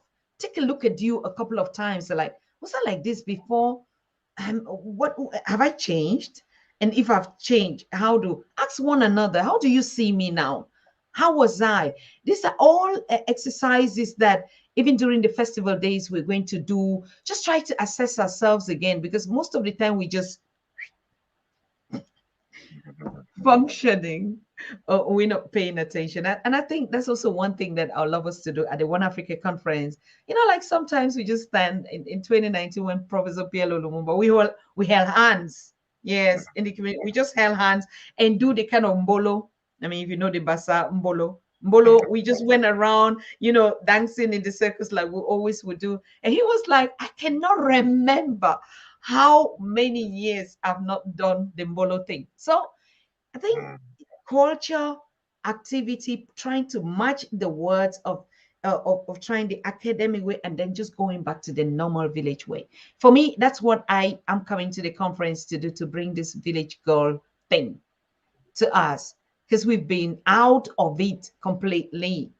You know, the memories of the past, how we grew up, the things that actually made us just who we are, that they didn't even teach you, they didn't have to teach you this is who you are, but you just find yourself doing those things. And it's gonna be wonderful. I'm calling on all of you, if you haven't picked your ticket. These are the last rounds. This is where we're just now saying, okay, we're washing our hands, the food is ready, and we're gonna be eating. And so if you haven't gotten your ticket, you know, our brother is here again to tell you, I'm going to be one of those. So you already see my face, me also sitting here. I'm going to be that village girl, right? That you know. And yeah, we're going to do a lot of these things. What is it that we can do again, Brother Asa? You know, what is it that we could just do in celebrating our oneness in this Africa? What do you think we can, apart from, yeah, normal routines? That's a good question, because it really just kind of depends on where Hmm. you are, and to the degree of the colonial state of mind Mm. of the population in which you're at. You know, and so like there's, you know, I'm from the southern part of the United States, and you know, my family is primarily from Louisiana. So this is where a lot of Congo people arrived, a lot of people from Nigeria, especially. And, you know, there's an area there called Congo Square. And, you know, this is where many of the Africans would come because they were only allowed on Sundays Mm-hmm. to, I guess, have some rest, if you could even say that. But in terms of church and the like, but they used to play there in Congo Square. So, the birthplace of jazz and all of that. And I think like for places like in the United States, because what I meant to say as well is that even though it's a city, it still had kind of a village-ness to it, because I grew up in my family in the lower ninth ward. We had blocks where a lot of family, different cousins and aunts and grandmothers and all that, stayed. And, so we can go from house to house, we would eat and they would offer, or whatnot. There was a candy lady, and, it was just, we had cousins and family galore. And so it gets even more village-like when you go into the the smaller cities in Louisiana. But I bring up Congo Square in a sense that maybe to kind of start that village, even festival mindset, is to just kind of pick a day of the week, like a Mm-hmm. Saturday or Sunday or whatnot, and just go to the park and Mm-hmm. just have like an open drum circle, or Mm. even, you know, Sure. with the open drum circle, just have a radio play some deep house Mm. music and something like that, and kind of bring up, say, we're just people just coming, chilling, celebrating, um, you know, inform them to bring some drinks and snacks and stuff. Y'all just chilling, you just vibe with one another. No necessarily, kind of formal, intentional, uh, Mm-hmm. purpose, like we're going to solve, Black community problems here. But no, it's Just just come. come and celebrate and live, be live free and interact with one Mm. another. Like that, like that could be a catalyst, and then you kind of introduce, depending on the culture and mindsets there. But just at least that, start off with just an open drum circle. Pick a Sunday, you know, or whatnot, and do that. Introduce some things, some foods, or encourage, like, pick a theme, one Sunday, and like someone introduce a kind of food, or like you teaching people how to make certain, like there's just a little part, there's a little section there, the music's still playing, but for those who want to know, this is how you make, jollof rice. Da, da, da. This is how we make it here. This is how we use plantain. Here's some recipes. Share this with your family. Like, it's just basic. Don't make it too complicated. They ain't gotta write an essay when they come, about Africana history and stuff. You just introduce the fundamental, just everyday aspects of the culture, to the people without any kind of food, and they'll just adopt it. They'll just be part of the everyday experience, and that's just one way which uh, I could just think of off the top of my head. Kind of just start that process. You know, You're describing it, you're already in it, brother Answer. I see, even the rhythm that you're talking at, that like we just drum, you're already in it. And drumming is one of those things that we know that is the instrument of 1212, that would solidarize us. It's already a fact. And this drum circles, like you say, and I think this is exactly one of the points that we're going to be saying while we're talking. Let's just begin to put the reality, and what you're saying is exactly what we're saying. When we start drumming, when we say we just drum at a particular time, and we get that chord 12 12, let's just say 12 12, we're drumming, we just drum. If it's everyone, necessarily not Sunday. When we say Sunday now, it's just because people are actually not working on weekend or something like that. Just can you imagine if all of us just start drumming? Just imagine yeah, the impact, and just an impact that. on one day we drum across the world.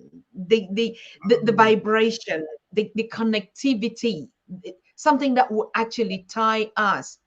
And that drum is exactly that message, that trumpet, that melanin that is going to work. That's because that's what our ancestors use, right? So yes, get into the squares, call one or two or three neighbors, and we always in our neighborhood, we just gather there and just play a thing with no formality, and anyone just join. You just see people just joining. In Germany, we used to do it like before we even started. That's how the festival started, just drumming, and you just see people standing and just watching, and we're like, no, no, no, don't just stand and watch. You can also come and join and drum. And like, and a lot of people are like, oh, can I try it? Oh, can I do it? I say, hey, come on. You can just come and see people dancing and enjoying, and you just stand. Just come and also join and just be a part, right? So probably the another way to detox there's too much functionality, this too much talk, this too much people really drum on the continent. The continent is totally the colonized version of us, the enslaved, right? So it's not like, okay, being on the continent is just that we see a lot of us are just the same color maybe, but if you look at the lifestyle, uh, almost unique in and identifying ourselves like that, except you really go to even the villages now also is still not the way it was. So going back is a matter of process, like you said, but it takes already steps to doing it. Like we just begin to do every little thing that we can do in our own way now, like the drum things, setting our alarm, that something that has to make a jingle, and we say, oh, I'm connecting. I already said, I set my 12:12, like the prophet 12:12 was here and said, every 12 p.m., just set your alarm on 12:12. That's the code. And when it rings, then I just, oh, I am because we are. I am because each time that alarm rings, automatically I just find myself, oh, I am because we are, or I just smile, because we have to start doing some steps, practical things, that we're committed to this unity that we it shouldn't sound like poetry, but it should, some commitment, some actions, little things. Get a drum. Those of you that would not be able to make it, we really have ordered a lot of drums that we'll put online. We need to get a drum. That's one of the things that we must do. Indeed. I wish I was at the house right now. I'll show you Ah, I my drum. have mine. I Yeah. have mine there. A couple of them everywhere. Yeah. Uh, but Yeah. yeah, my neighbors get a sample every now and then of the drum, and just just but that's how, like, for example, there's a form of music called zydeco, Mm-hmm. and that comes out of Louisiana, and um, one of my relatives, Clifton Chenier, is like one of its pioneers, and I've never met him. However, talking to some family members who, and he's out of Opelousas, Louisiana. Some of my family members who know him used to tell us that, because everyone in my family, I don't say everyone, but there's a lot of people in my family who are just musically inclined. And like coming out of Louisiana, New Orleans, like you just had to play instruments, music. And so my dad used to play drums, keys, trombone, horns, all this other kind of stuff. And they were telling me that, back at Opelousas, the families would just go under these big trees and just Mhm. play, Yes. you know. And this is where a lot of the music and stuff comes from. It's just people just going out in the middle of the street for no reason, or going under a tree, and they just practice and just play. So, this kind of musical inclination. I'm more so on the keys and modern, you know, house and hip hop production and stuff today, but still Mhm. in the tradition of what the family. But this is one of the reasons why you have these conversations about family. You learn about family, Yes. so you know that these kind of spirits that are in you that are attracting you. This is not just, it just didn't emerge out of it. It's within the family, lineage. And so, it's just go under a tree and just, you'd be amazed, you know. And one quick story, because like, uh, I also, would tour the country doing spoken word poetry, right? And Yeah. I had a poetry event in Houston, Texas. It was called. I did specialty events like concert, poetry events, and I would do a monthly open mic, right? And the monthly open mic was held at the Shrine of the Black Madonna, church and bookstore, and and there was a place where they sold African art and all that, in there, and that's where we did the poetry. But what how I would advertise the poetry, it would be these I would call them a pop-up poetry shop. I would just go to any random spot where I think people would be at. I would put the radio on, put some music on to attract people's attention. And then we would cut it low or cut it off and just start spitting, just a couple of poets it out. And then we let people come up and they would participate and they would start, reciting poetry or whatnot.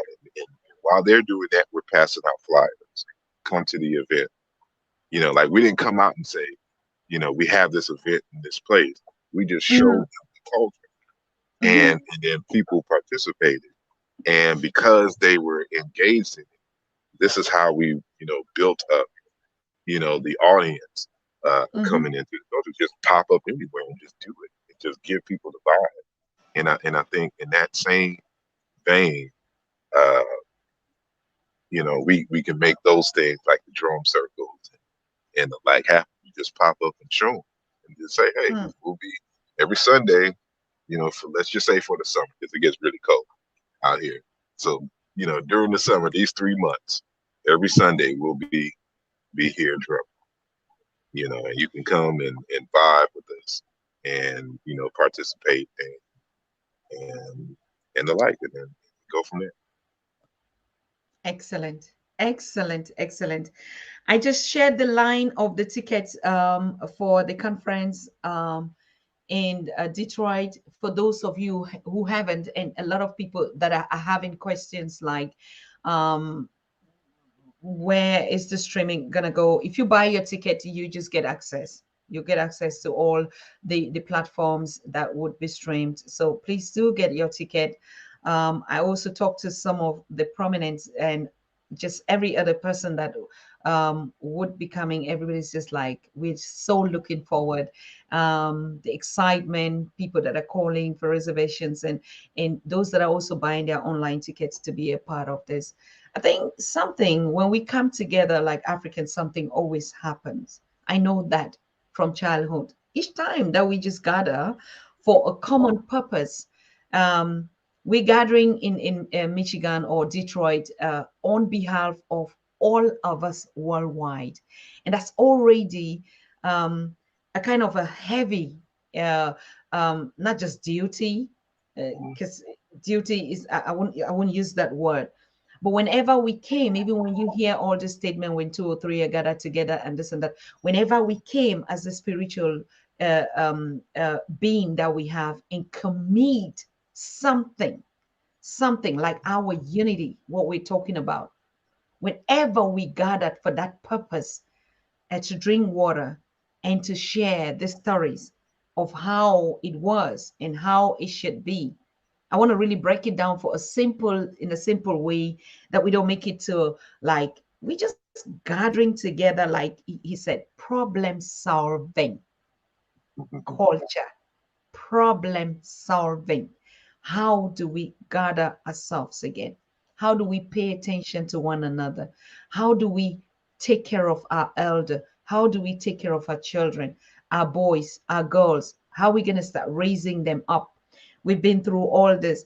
These are all things, simple things. It's not like it's a rocket science that we're going to create there, send some missiles to whoever. I don't know. Yes, of course, the missiles of love is going to flee and catch every soul where they're going to be. That's the missiles. I can guarantee you that will come out of that.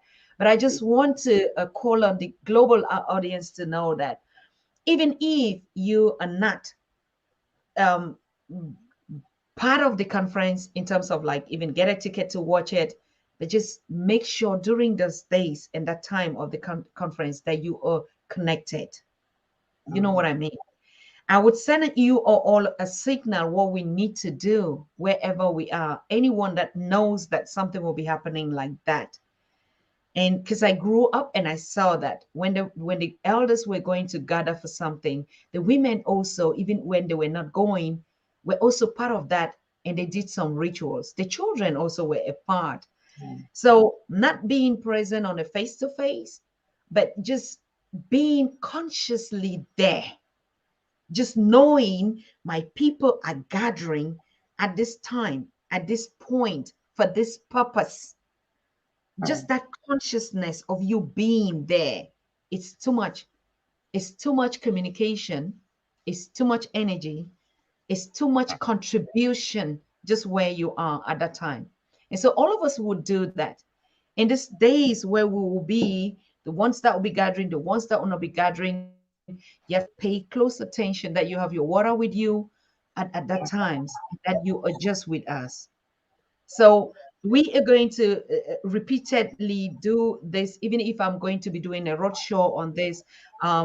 Yes, I'll be doing it a couple all these days just to keep us trained to know that when we're gathering on an occasion like this, for whatever purpose, just like even when we'll be gathering for our festivals, that's why our communication is very necessary, that we know who is doing what where in the name of the global, of the collective, that we know so that we can be a part of that event. So, brother, I want to thank you so very much. And for those that haven't gotten their ticket, want to be physically present, we need a physical attendance. We need this physical, virtual. We need the spiritual connection. All the elements that we have with us, whether you're from Caribbean or from the continent or any part or from Asia, any place that you are as a son of the soil or daughter or mother or child or girl, make sure you are part of this event, because we're not going to record the number of participants by those that were there or by the number of tickets. Everywhere that we go is always a collective, and we know that the ones that we even see, the ones that we don't see, are even more. Imagine how many ancestors are going to be with us, right? So the millions that each of us come from this gene, the extensions are going to be present. So that's already the power of that unity that we already pronounce. And don't just say the One Africa Conference, One Africa Power in Unity Conference. What's that we are spitting out? Actually examine and go with the flow of what we're going to do. The One Africa Power in Unity Conference. When you want to say it to somebody or during those days, that's what you are saying. Complete that statement. Okay, so yes, bro. I don't know whether you want to add any other thing or round up. Yes, it will be an opportunity. All I would add is that it is a movement. It's not simply a conference. So it's been an ongoing movement that has been going on. This is just one of those critical events or timestamps in history of this forward flowing movement. And the ideal is to open the channels. So, for example, the people who are producing the conference created a documentary film, which I'm also in, called Hoppy. Hoppy is the name of the ancient Egyptian, is the ancient Egyptian name for the Nile, what we call the Nile River today. That name survives in Ethiopia as Abe. They say the Abe River. And the whole purpose of the river, you know, as is an open channel of communication between people of different distances, of Mhm. long distances, to be able to connect and gather and exchange, trade. And so this happy movement itself is just, as we would say, you know, carving the canal, creating the river, so that, you know, we can all travel and flow and stop at anchor points and exchange and learn and stuff and build from one another, so that you can kind of build the same, not the same, but, you know, an equivalent or greater society that you know, we all revere and love, you know, known as ancient Kemet, Tameri, Egypt, whatever you want to call it. So we we admire that historical society because of not only the type of architecture, but more so the kinds of values and relationships that were established, that was needed in order to build such a society. What we're Mhm. in what we're calling modern times, and we believe that we can do better. And but the only way that we're going to get there is with each other and together. And I so, you know, share. we want to open these channels of communication with one another, so we can say, okay, what must be done? What's your skill set? What's my skill set? Let's work together. Let's make this happen. You know, Mm. it may not come like a, you know, like we just create the United States of Africa, but it could Um, be as simple as, you know, I'm opening a store here, you have fabrics and you design clothes, you know, yes. what's Mm. the wholesale price of your Mm. garment? I want to host it, you know, and have it in my store. You know, Mm. let's work out the shipping and da da da, like kind of stuff like that, you know, to Mm. happen. So with that said, it is a movement uh, of like bodies and minds, you know, coming together to network and work together to build a more prosperous future Mm. for African people. I share. I share. That's very deep. So deep. And same concept that we're working on, the festival here, that we're getting countries say just bring your manufacturers, and wholesalers, um, um, and let's meet in the middle. Now we are matured, we've learned, we've made mistakes, where we buy, where we put our money. It's been 2 years or more, and we've been talking about that. So it's really going to be also a place for wholesalers coming directly from the continent and just bringing samples of the things that we can start now saying, I need a cultural, not just a culture that I speak, but a culture that when you come into my household, you could already see everything. The culture you see, the one you smell, the one you touch, the one you eat, the one you think and you breathe. Because we understand, I think that you touch a very important point, group economy. I also saw it how in ancient Africa, not saying it, learn it or saw it, that my mothers did from what they inherited. And you could see anything that we're struggling to learn today, and like as if something was new. Nothing is just new. Everything they did it 1 million times. It's just like we're struggling to raise two children and they raise 15 children, you know, one mother with no child support, with nothing. And everything we struggle today saying is development, they had done it centuries before, and those are the steps that we begin to look at. If you look at how the group economy, they understood it. They understood what it meant, the economic of the collective. And I don't know if you studied that, but I grew to see it that, we had what we call Njangi or tontines, or, putting the monies together and then giving to one person at every time, or who had something to offer that the other didn't have. And so we're learning not just with our mouths and just talking, but we're learning now to start saying, from these times, even our festivals should be, what are we trading with one another, the intertrade? who is bringing what, who has the know-how in what. And so to being in Germany this year is really going to be that wholesale that we're calling on the manufacturers on the continent, because the Caribbeans are also asking us, in the Europe are asking that we start putting, now that we're getting the consciousness, now that Africans are beginning to understand themselves, let not only speak the words into their mouth, but let's accompany what we learn with what we touch, what we feel, what we eat, how we look. It should identify, when we say cultural identity, we have to carry some the identity part of us, with us. Most of us didn't have it. We don't have access to it. Our children don't have it.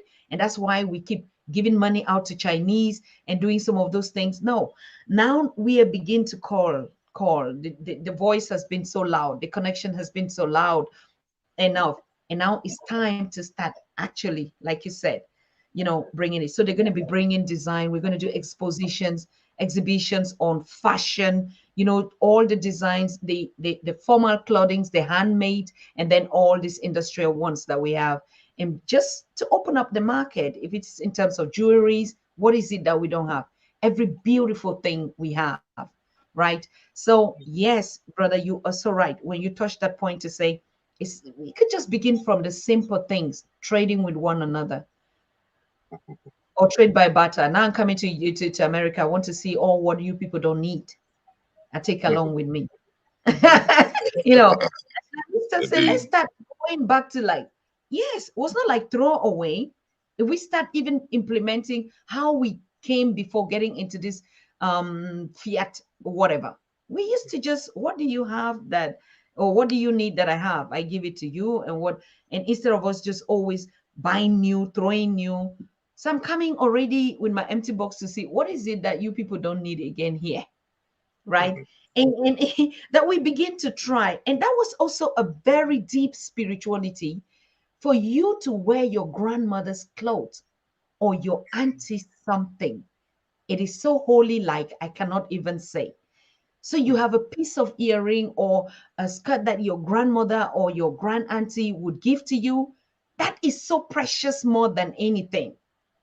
But if you look at the lifestyle, the way we're raising even our own children, even children don't share clothes. They Yeah. don't. It was not because of lack. I keep telling everybody, no, it was not because of lack. It was a privilege. It was an honor for you. And then we will say it's a chop chair thing, like it's a successor. That your grandmother will give you some ointment and you would keep it. You will not even want to even share with somebody.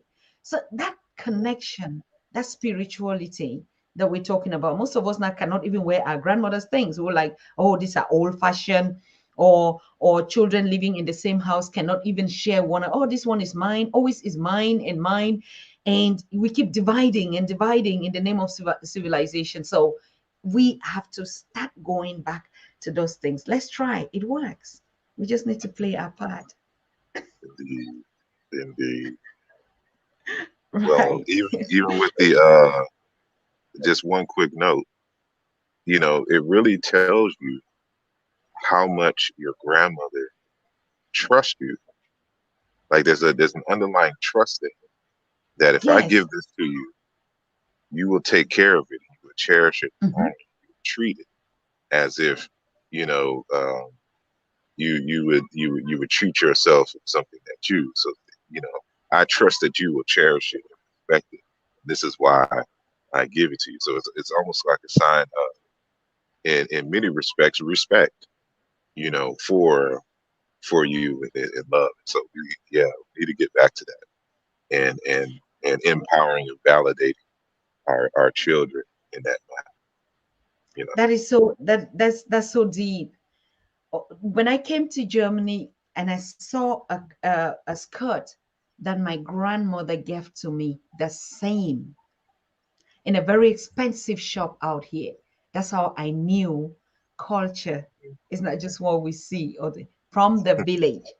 And she gave me that very skirt, and I saw it here after being a grown, mature, and I saw it. So that's how much we're just melting and keep thinking that somebody invented something. No, They stole everything, and we're still seeing the evidence today. Indeed, indeed. Wow. So thank you, brother. The community is so concentrated here, and I love the spirit here.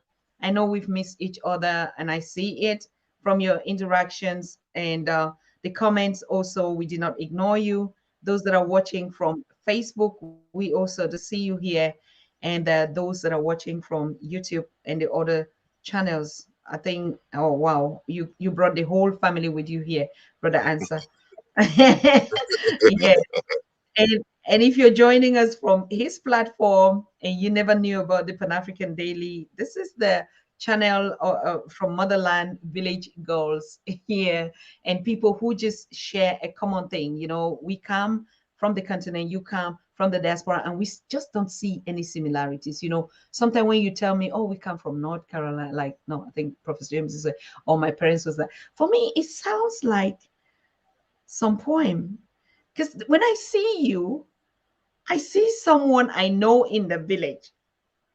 And that's why it's not difficult for me, you know, to actually really like accept the fact that I really have to come and feel and see it and accept the reality that you people really were cut of us from us. Because when I see you, any one of us that I've seen, I have a face for each one that I've seen that I saw in the village, that I saw in the communities, that I saw everywhere that I went.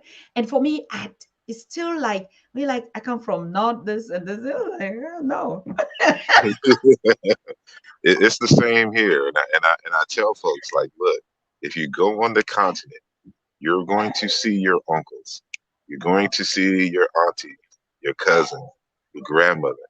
They look and act just like you here, and you'll be amazed, once you start interacting uh, with each other, that you've been gone for a minute, but the essence is still there, the connection is still there. You just got to get reacquainted with one another, and this is the aim. But I appreciate greatly you having me on the platform, and I look forward to meeting you and to continue this conversation uh, until it's time for me to leave this earth, and to back it up with action, so to see how our conversations have grown and materialized on the continent and in the diaspora. So thank you for having me, and I look forward to having you on my platform soon. Thank you. And so, indeed, until that time. Thank you so very much, brother. Thank you. It's been also an honor. I mean, just already seeing you here. So you see when I'm going to meet you again. Oh, all right. I have a question in the chat here. If Go you ahead. have a YouTube channel as well, of course, that Uh, you didn't share that. Where would people be following you? Yes. yes, you could just type my name in on YouTube, and you'll find my channel. It should be the first thing that comes up. And Mhm. I'm also on Twitter. I'm also on Facebook. I'm also on TikTok now, Mhm. and you see me interact as well on Instagram. So I'm not Mhm. on TikTok as much, but Instagram, YouTube, Facebook, and Mhm. and Twitter. So Asar Imhotep or Imhotep 06 or 1906. Mhm. Either one of those you'll find. You have your people greeting you there. Dumelan is saying hello from Mojaji village in South Africa. Yes. Watching you here, and I'll just put some comments out for people that have been here and sharing with you. Um, Brother Paul Brown is saying, yes, I'm also here. Wow. Can just really let them. So thank you, thank you, thank you, thank you. A lot, a lot, a lot. The whole family was here tonight. And if you happen to be here for the first time, you know what you have to do when we meet on these platforms. You want to get more information, share with us, and connect in the global big One Africa Unity family that we are everywhere on the continent, on the planet. You do know, Black people, we as creators everywhere, right? So it's not just the geographical space, but we are just connected here. So thank you so much, bro. We would see ourselves very soon. Indeed, I And appreciate yes, thank you, thank you. Yeah, you. so Synovia is here. Cheryl, Johnny Boy, Nathaniel, East, NS Parker, um, Johnny Boy, Lawrence Matteo, Donatien Ebango, Voodoo God. Wow, I mean, all of them have been children of the sun. It's been a while. Hey, everything is everything. Oneness, the spirit of oneness. Leo, right? Uncle Leo is here. Voodoo gods. Okay, I said that.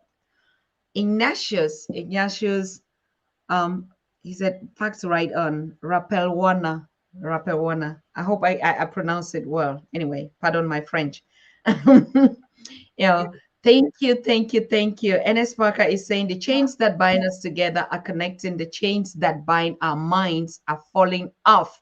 Very correct. So perfectly said, NS. This could not have been done again differently. Thank you. Free your mind and connect to one another. We love to Congosa people here in the Caribbean too, Dr. Tata. Because I said one time that we're the choo ones, the Congosa ones. Yes, Obiam, and you know the kind of Congosa we do. You know, they love Congosas. That's what we do. Thank you so much. And Isioma Ama, greetings to this beautiful family. We do greet you too, Isioma. You sound like you're watching from Nigeria, Ama, or from the continent, or in the diaspora anyway. Goddess Isis is here. When I heard this word first, Isis, I heard it from the Boko Harams and this stuff. And then until I started looking, when I know, oh, that's one of our gods. I'm like, what? Okay. So all of us now are like everywhere or mutating and stuff like that. Thank you so much, Goddess. Marsha Lawrence, yeah, from where? From yes, from the Caribbean. Dominica, Dominica, not Republic. Yes. Thank you, all of you. Rob Shep, Detroit, African represent. All right. You see, the Detroiters are already like, we're the one hosting the world. Detroit, yes. I know. Our brother also called Imhotep. He's also in a Detroit, and he was sharing some very tragic incidents out there. This young guy from Congo that was shot in the head, in the back, and that story we're actually still following on it. But we're committing all of us, any transitions that we're going through. We do know that we don't die, and if our ancestors will allow something that we transit in, in this borrowed skin to leave this piece here and wear some other better piece somewhere, so be it. I share. So let the spirit go, and we will be joining all of us. Leave all this trash here, these borrowed ones, and take new ones. Yeah, so that's the way it is. Thank you so much, Shango. I saw you also were here. Johnny Johnson. We will tear USA up if Patrick Oyola, the Congolese, shot in the head by white racist police. This is what I was saying. Officer in Michigan, don't get justice. A traffic stop doesn't mean you'll have to kill an unarmed man. Yes. And actually, this happened. This happened in Michigan, from what I know, or Detroit. So, yeah, we're still following that It's in incident, but Grand Rapids. out there. Oh, It's a place called Grand Rapids, Michigan. That's where the event happened. okay. Wow, we saw Juven Yonka here saying greetings from Germany. Greetings, Juven. Greetings for being with us, Synovia. Queen. Always a queen. Queen without crowns. The normal queens. Thank you. Thank you. I hope you all enjoyed this conversation, and that, yes, it's all about all roads are leading to Detroit and Michigan next weekend. And we'll be seeing ourselves, one another. I hope you're making fufu. I don't know how to eat any other thing. It's just fufu and not fufu. Ugali. What in Kenya is called the ugali. Yeah, we're gonna break that one out there. Thank you so very much for coming. Thank you, brother. Indeed. Yeah. I think we'll be rounding up. I just want to make some. You might leave if you want to go. Do you want to go? No, no, Mhm. I would go to.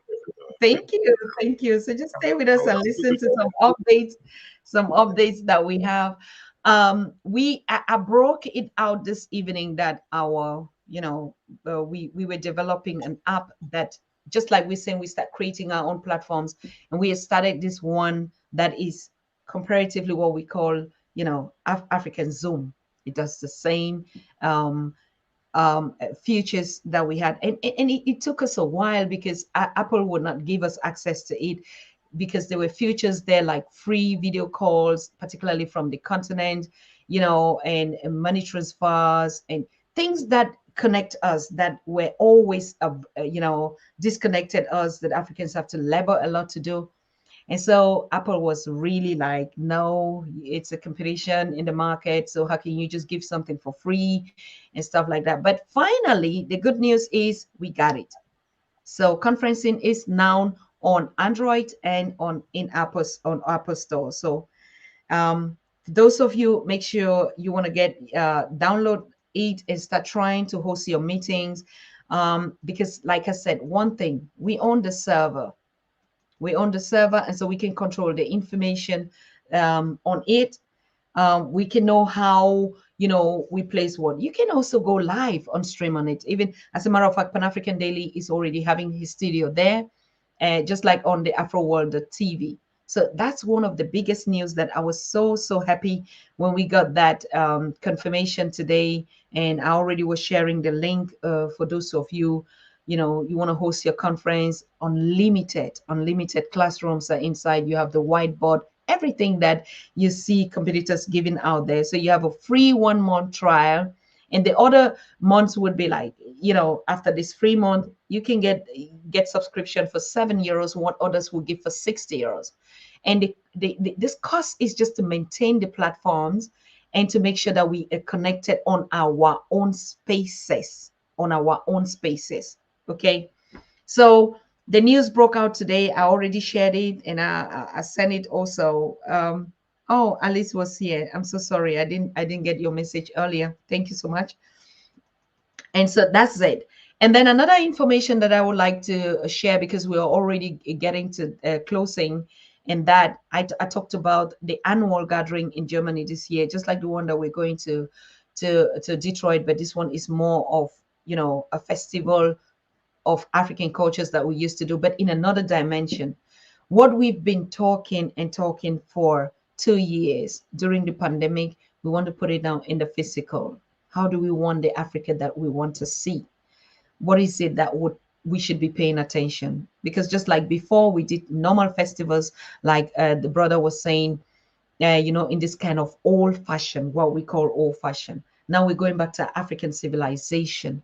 So we'll be doing a lot of fashion exhibition, artifacts exhibition, the food types that are eaten, and how do we eat them with fingers, or where do the origins of certain things that we're seeing today, thinking that they were made here, or what is the model housing or immobilian, like you're calling those that want to invest in that. We have our natural earth, or soil, the red mud. This is how we lived. All these ecological houses that now today people say, oh, in the village, I grew up all in them. And we're all surrounded by nature. So you can imagine the things that strengthen us, where because we use every natural thing that we say, Mother Nature, Mother Africa, Mother of humanity, every element, nature, humans, water, air, what that we have. So, but the one big thing, we need representation. When we say representation, all the communities that we've been talking of should be represented here in Germany. I already told you people a lot of times why. I don't want to be repeating myself, because the language that we're talking here, and what we know it is. You know what I say. Sometimes now we go study talk country talk for this platform. What the talk country talk. So yes, we have to be represented. Delegations from all the communities where we are, because we have to meet and decide how we want it. Is talent, we're doing talent auditions. anything, song context for the Africa that we want, what is going to be our hymn now for the Africa that we want. We want to get artists to create, and this song is going to go in every category. If the theme of the song is the Africa we want, right? And then this song context is going to go in all the variations, whether you have to do it in a rap, in a reggae, in an Afrobeat, in a drumming, in a hip hop, in a jazz, in a rock. Everything came from us. So we want to go back and start really creating songs of freedom. Today we do, I don't know what to say. So we even don't even hear the message, what has been the meanings. We were more out of the spiritual and got into the physical, like what how our body moves and things like whatever. Swag we would, but the message was not getting through. Some disconnection was there. So we need new brand artists with a new clear vision. So we're also going to have an open mic. We're going to remove some of those structures that we used to put that did not resemble us, that you came into it, you could not be able to make a difference. What kind of thing is this, right? But now when you go to, when you get to this village, you're going to feel I am African, because everything is just there that looks like you. So we need, yes, representatives from all delegates coming out from Mexico, West Papua, Brazil, Haiti, Jamaica, all Americans, all. We have to meet where the evil that was set against us to divide us decades ago, 1884, that we will never forget. But now we need to create a new story for our children to start dancing to. We should not leave our children with this colonial past of always saying, oh, they divided us in Berlin. Let us meet again in Germany and unite us. So that will be the new narrative of the new Africa, and our stories would be told by our children that are born here. Oh, we united, we met in Germany, and not we were divided in Germany. So it's the past. We're leaving the past behind, and we have to build the present and the future that we want to see. And it starts by us implementing these things. So they're also going to be a lot. We're calling on manufacturers, like we said, whether they are cultural goods. We have seen in recent times how Africa put money, just like they always do, but this time in Dubai. Have you seen that craziness? I don't have any problem with people going to Dubai and looking at tall buildings and putting up turbans and making pictures and riding camels. But what I just always ask is, were these camels not existing on the continent of Africa? Didn't we have rivers? What is it that is so exciting? We live from one colonial system to another one, just extending it, seeing what that you haven't seen, or you see once and then you make surface and post, and for what purpose? Oh, I have been here. No, please go back now. We have camels on the continent a lot. Go and ride them. We had even donkeys. When you see the stories in the Bibles, you think you thought, where do you think they came from? Where did you actually read in your history books his story, not even our own, that civilization started from where? So who's here to teach us civilization? When it started, when you created civilization, we can see the world, that's fine, but we can now start consuming our own. So they're going to be a lot, like we say, country representatives that are coming, tourists, attractions. If you've never heard it, you've never seen it. Now the diaspora is meeting the continental in Germany for the purpose that we know, but also to meet on trade together. So we're calling on them. They're coming with a lot of handmade goods, all jewelries, from jewelries to potteries to carvings to anything that we can create. We also from the diaspora want to bring our know-how to the people on the continent. And we know a lot of Black businesses out there, people that have invented, they've created in a small way.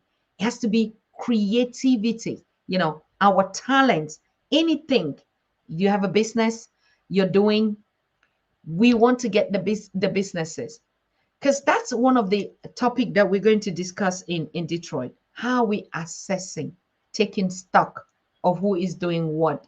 We keep saying supporting Black business. We're not even connected to know which sister, which brother is selling what, so that we should know.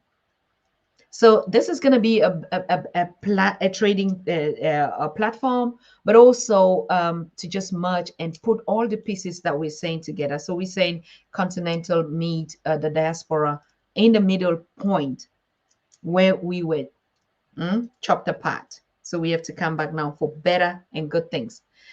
You know the program is coming up. It's in August. A lot of people see saying it's far. No, it's not far. It's not really far. Okay, from the 4th to the 7th of August.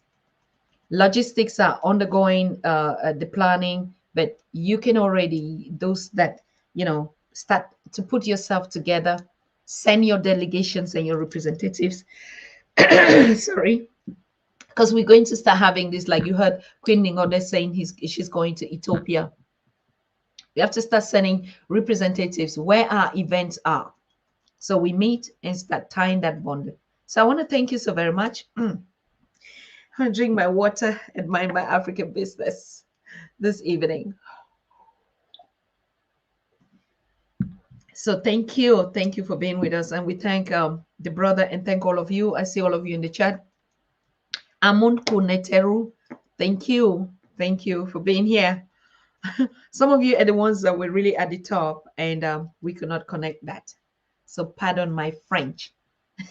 I told you already, when we say pardon my French, those days means you said something that people didn't understand because of probably, like we say, our pronunciation of foreign languages. Okay, foreign languages, English, French, Portuguese, foreign languages. So we're not apologizing for anything we don't know. Okay, yes, so that is the way it is, and you all know I would be meeting the brothers, and I'll be bringing you a lot of good things. You know me, I'm just gonna see things the village way. I'm bringing and put the palaver, the story here live on the Pan-African Daily for my village people on the continent and those in the royals and in the communities and everywhere. We're gonna share the story from day one to day two. So even if you are not going to connect, like I said, just send your spirituality connection and we'll give you the feedback of how it went. Everything looks good so far from all you've done. Thank you for subscribing. Thank you for being here. Thank you for continuing watching. Like I said, we have a promise, me and Baba James, to meet here tomorrow, but he was not really sure because of all the events, and he would be confirming. If he confirms tomorrow that you're going to see us come live, so just wait for the notification or the press release. If you don't see us come live, then we're still with you doing the things that you sent us out to do. Sunday, I also was thinking that we might have Reverend Dr. Ninana. He had some very important things that he wanted to share with us, particularly in terms of the period that we're going back to the normal. Are we going to take all what we've learned, the empowerment, the spirit that have connected us? Are we just going to break back and go back into the normal? So he wanted us to stay awake, to say, even though we're going to be meeting, we're coming back into our normal daily chores, do not take that spirit back, the one that you left.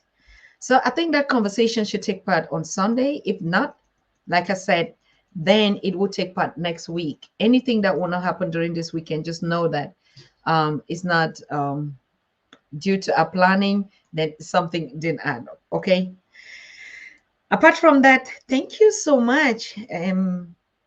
We love ourselves. Ubuntu 1212. The pieces coming together, the code and the symbols are the drums.